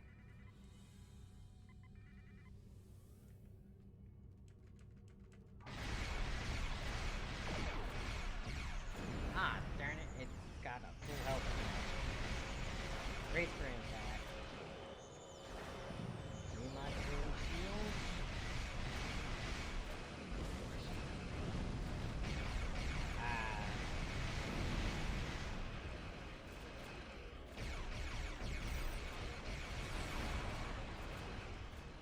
That plasma wave is what's doing it. There we go.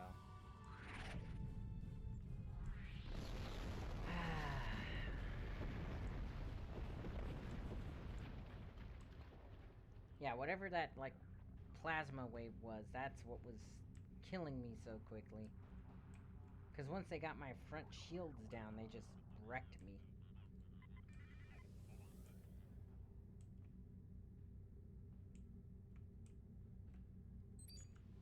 Commander, the Riemann ship has decloaked. They'll try to shake us.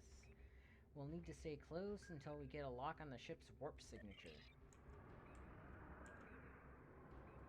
Ops. The Reman ship is on the move, sir. We should follow it.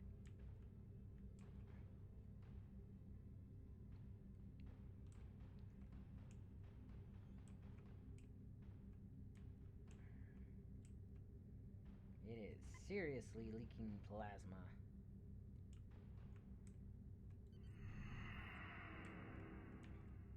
Temporary cloak engaged.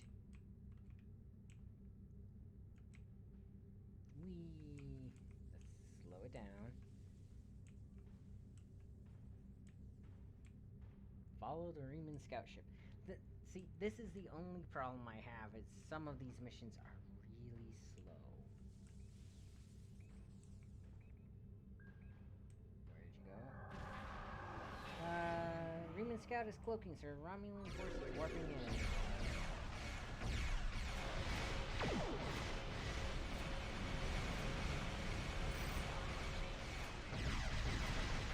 Double front. Modular shields and brace for impact.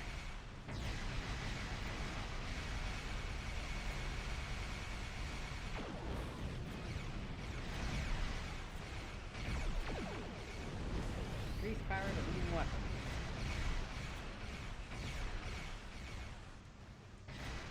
Or emergency power to beam. Up, there we go. There they go. Okay, take items. Not yet. Take items. Ooh, regenerative shield array, Mark 5. Okay, the Riemann ship has executed a short warp jump, and I have a lock on the coordinates, sir. Sure. We can engage as soon as you are ready. Follow the Riemann scout ship.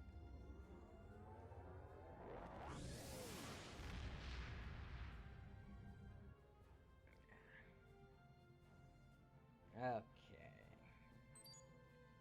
Not picking up any ships here, Commander, but I wouldn't be surprised if there are one... Wow. There are one or more cloaked ships in the area. Riemann cloaked ships can appear as concentrations of tetrion particles. Continue scanning the area.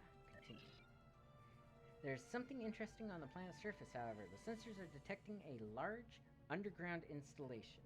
It could very well be the base that the Riemann resistance is using. The entire area is protected by a magnetic shield, though. So we can't transport inside. There is a series of caverns connecting to the installation. We could send a team there and try to find a way to disable or circumvent the magnetic shielding. Okay, beam down. Let's see. What all do you have? Photon grenade, battle strategies, suppressing fire, and you have some of the same stuff. Do I want 2 tactical officers or 2 medics? Let's go with 2 tactical officers.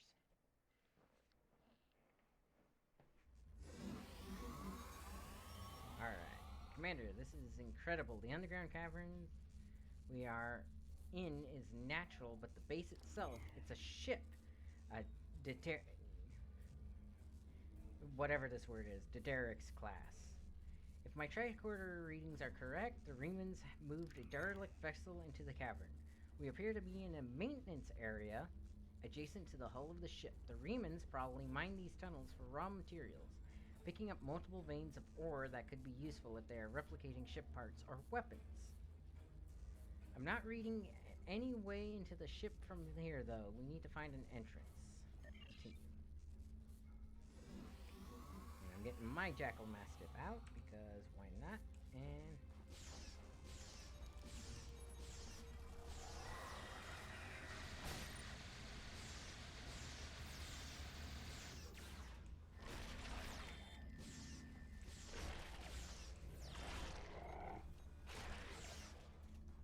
man, that thing was moving all weird.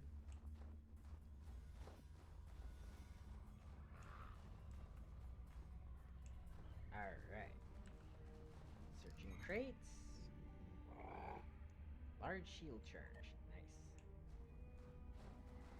Alrighty. There's more enemies ahead, according to my map. Should be some right here. Ah, more Jackal Masters.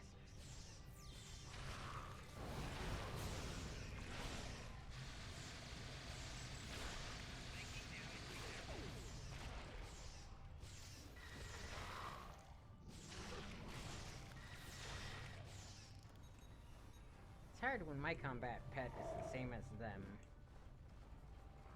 And according to this... Ah. Okay, the console in this room appears to operate the heavy machinery the Remans used to create the cavern. The entrance to the base should be just ahead. Okay.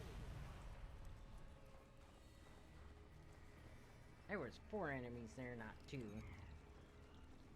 Alright.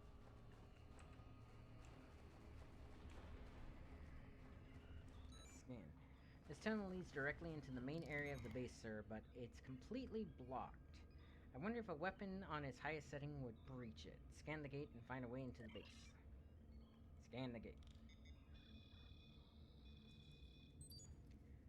This gate is made of tritium alloy, Commander. There's no way a hand weapon will blast through it. We need something with a lot more power. That's it. Sir, did you see the mining laser? If it's operational, we might be able to modify it to do the job. I think the controls for the laser are on the other side of the wall. Continue.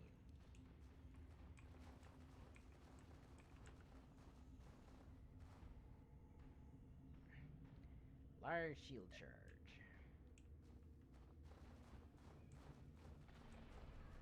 Yeah, I'm thinking after this mission, I'll go ahead and log off, have some lunch, and...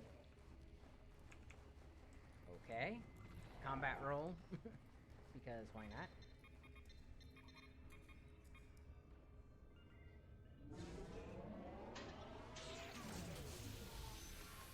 Malfunction. Engaging automatic shutdown. Okay. Something must be wrong with the mining laser, sir. We should perform a more detailed scan to determine the source of the problem. Alrighty. Let's do the thing. Could it be these wires hanging out of it?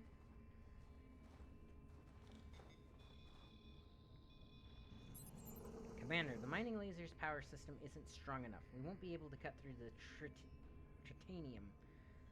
I think there are several different ways we can fix this. Your career training will help. Continue. Engineering training. Your engineering instructors always said to determine the cause of a problem before you attempt to solve it. Good start by running a level 1 diagnostic on the mining laser's power system.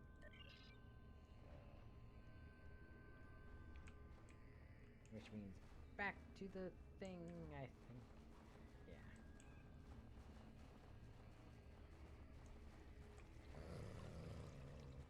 Alright, run a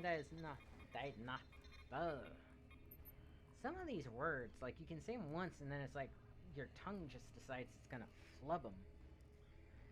Okay, diagnostic results. No malfunction detected in mining laser. Power supply is inadequate to operate laser at full power. Recommendation, replace power conduits to increase capacity. Continue.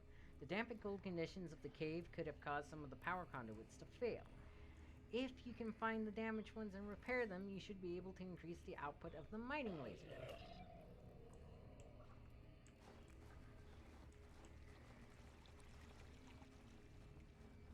So, let's see. Mining laser. Right, I have to find the power conduits. Now this gets fun, because now there's a new enemy that shows up.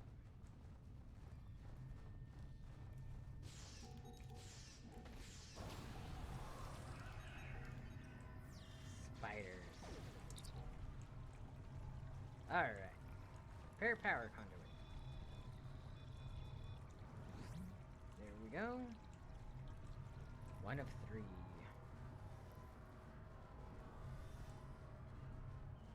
there's one in here, too. This abandoned lab station was probably used to refine the ore the Remans collected while creating this maintenance tower. Alright.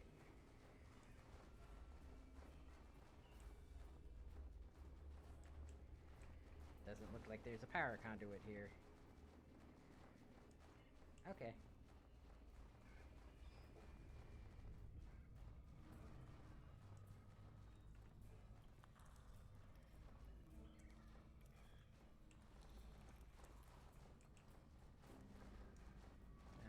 Let's see. Is there one behind here? Nope. There's one. And repair power conduit.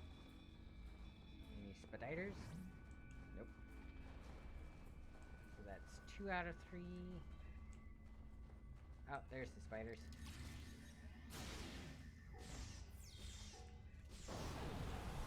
There we go. You can always tell when you're next to something that you're supposed to be because the enemies spawn in for it. Your engineering training has paid off. That did it, sir. The power to the mining laser is steady and it should be ready to fire. Continue.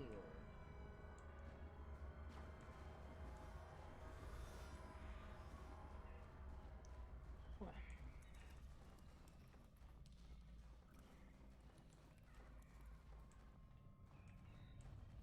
We got power to shields, shield heal over time, shield damage resistance. Alright, time to fire the laser.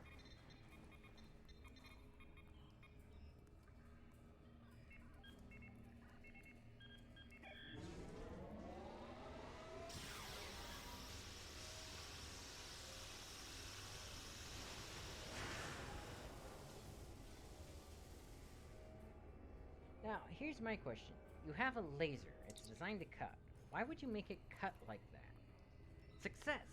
The path inside the Reman base is clear, Commander. The Remans will be alerted to our presence, so we will need to be careful. But I have a feeling that Obasek will want to see us. Continue. We're getting real close to the end of the mission, by the way, just so you guys know.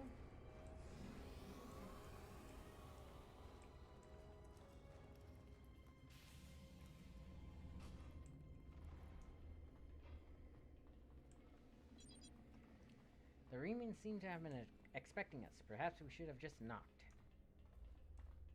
I don't know. I think the laser was more impressive. Now they put us this far in so that we have to fight our way out. And then the space is remarkable. The Remans must have disassembled the old ship and beamed the pieces in one at a time to construct it. One more lap, I think. Like, that's how you build a base, by the way. Is you just beam it open. Or beam it in. This place won't be safe forever. We have to be ready to leave at a moment's notice. Prepare the... Ah, it's you. Welcome to the heart of the Resistance, little spy. There is so much for us to discuss, and so little time. The Tal Shiar have discovered this, our last refuge. They will be here soon, and my people and I will have to fight for our lives. Yet one question remains. Will you be our friend, or our enemy? Okay. Confront Obasek. Oh.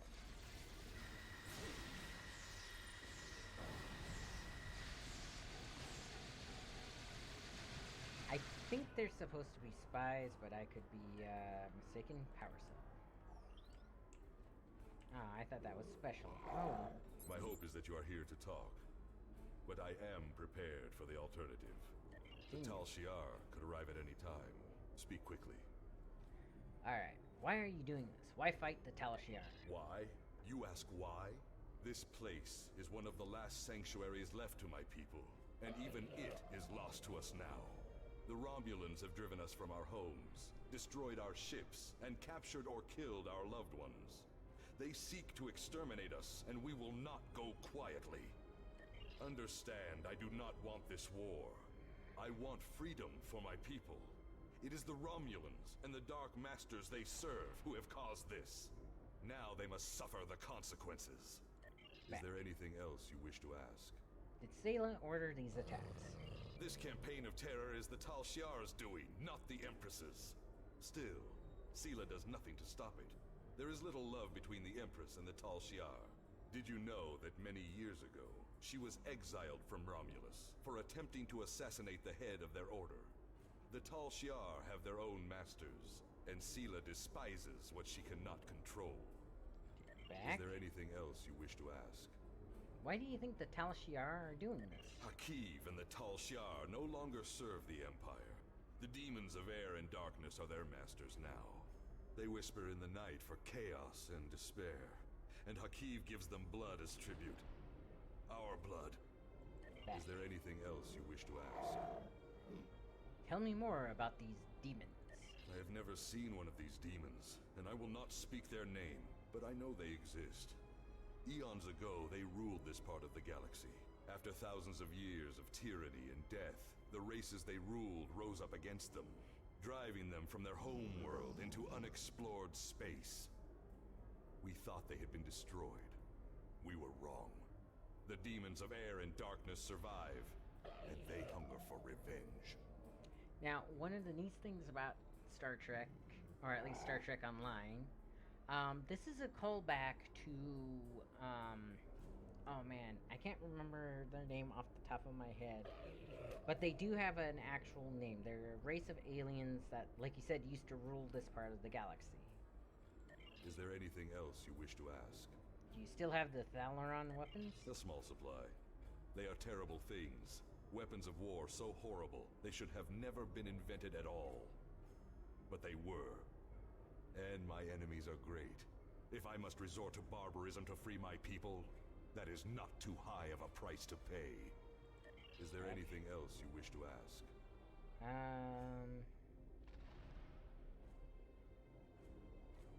Okay, what do you want from me? We need your help. Go to the High Council. Tell them what you have seen. Tell them if my people are to survive, we need assistance. Starships, soldiers, weapons, protection for the refugees. I'm asking for the Empire's aid. You are an honorable warrior. I too am a warrior, and I believe my fight is just. Will you join the battle at my side? Okay, back. Is there anything else you wish to ask? So I can ask him to surrender, which he will not do, or I can say, and this is the one that I go with. I may not agree with your tactics, but I will not stop you. He has the right to defend his home and family, especially when he's facing genocide. I am glad you see things my way. Get instructions from your commanders if you must, but the battle rages, and we must join it. With your help, my people will be free. Let Obasek go. I'm pleased you see that my cause is just. We can do great... Sir, Romulan transporter signals detected. The Tal Shiar have entered the base. Start the evacuation. We must get the civilians out. Commander Rashna, transport the reinforcements here. Tell them to assist our new ally. I will return to my ship and attempt to hold off their forces. Help my soldiers defend this base. Fight well, my friend. My people are counting on you. Yeah, I'm down for that. Commander, we've lost our transporter lock on you, and the Tal Shiar must have activated a transport inhibitor. We'll need to find that inhibitor and shut it down. Continue. Alright. So, combat mode.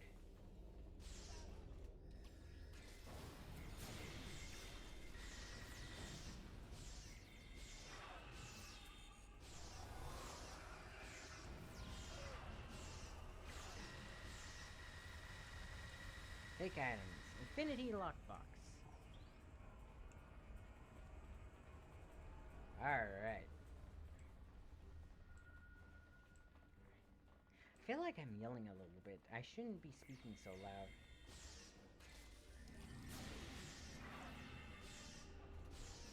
Oh, they did a video so my dog is gone.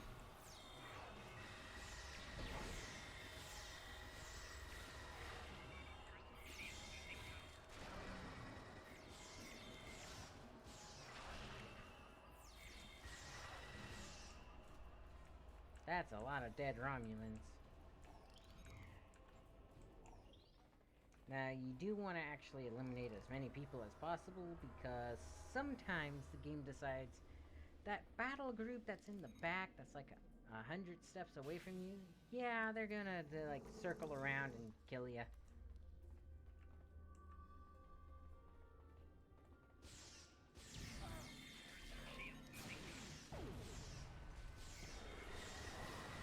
Okay, 7, 8,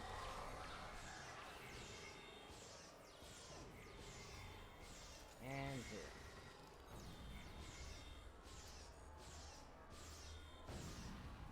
Ah man, they got good guns. Luckily, I can do a... get out of the fire, you dum-dums.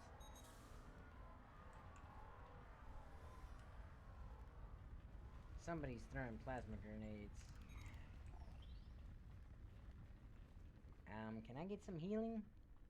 You know, hypo spray and whatnot?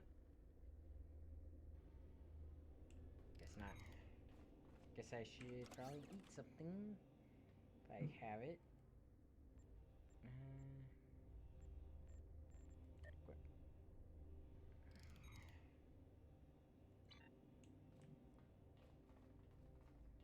Alright. Ah, what the...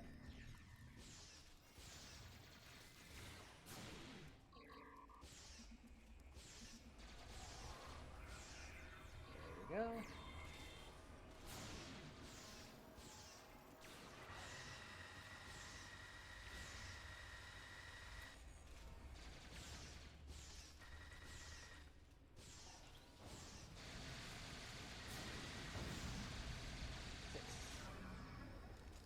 Oh, come on. Some higher regenerator.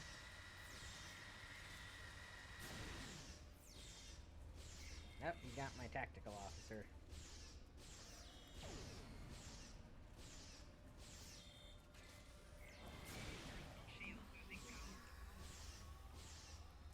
Okay, 5.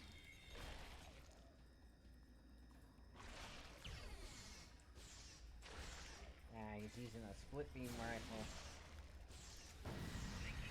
Got him. Personal and stun pistol. Why did he have a Federation stun pistol on him?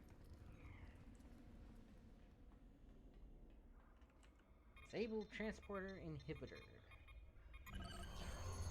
Alright. The Reman should be able to handle it from here, Commander. We should return to the ship and report to Mick. Obasek trusts us. I don't know if he's right about the outside influence on a Hakiv actions, but I'm sure that he believes that these demons are real. I respect him as a warrior, though, and I know he's acting to protect his people.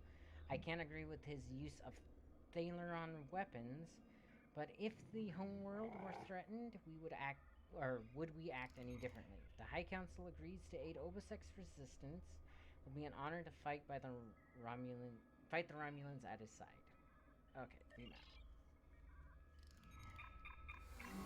But yeah, see what I mean? It's like, I'm not necessarily skipping words, but they're getting jumbled because I'm reading ahead. Alright. The Remans beg for our assistance, but offer no fealty in return. Obasek whispers about demons of air and darkness, but offers no proof of their existence. Outrageous! The Remans have been slaves for too long to be warriors now. If they would ally with us to crush Sela and her ships, we could conquer the entire region in a matter of months. There is nothing for us to gain by joining his fight, and there is no honor in Obasek's tactics. I will consider the situation, but I must have a good reason to recommend this action to the High Council. As of now, that reason does not exist. Collect reward. Congratulations, Commander. Alright. Commander 21. A blade of hull blading, energized hull plating. Let's do that one. Alright. As Jimpok. Perhaps he will want to help Obasek. I will speak to the Chancellor, but I already know what he will say. We will not fight at Obasek's side. Not yet. There is little to gain by openly attacking the Romulans, and no proof to Obasek's claims that some hidden entity is directing Hakiv. I would dismiss the entire thing as a childish fantasy. But have you fought the Fekiri? There are terrible things lurking in the dark. I have seen them. Perhaps Obasek has as well. Continue to investigate this matter. If there is a new enemy, we must know who they are and what they want. Until we know more, however, Obasek is on his own. See, I have a complaint here. I'm like the guy who helped the Emperor defeat the Fekiri. Why am I being doubted?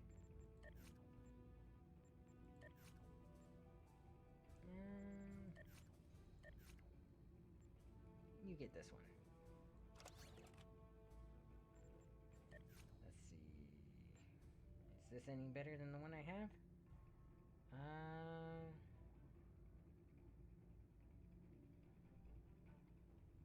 Not quite as good because it doesn't damage the attacker back.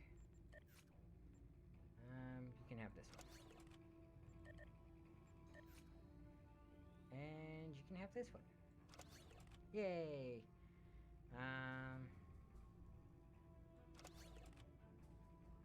Let's get these guys all kitted out. Okay. Continue. We're being held by Obasek, putting him on screen now. The Riemann Resistance is very much in need of your help.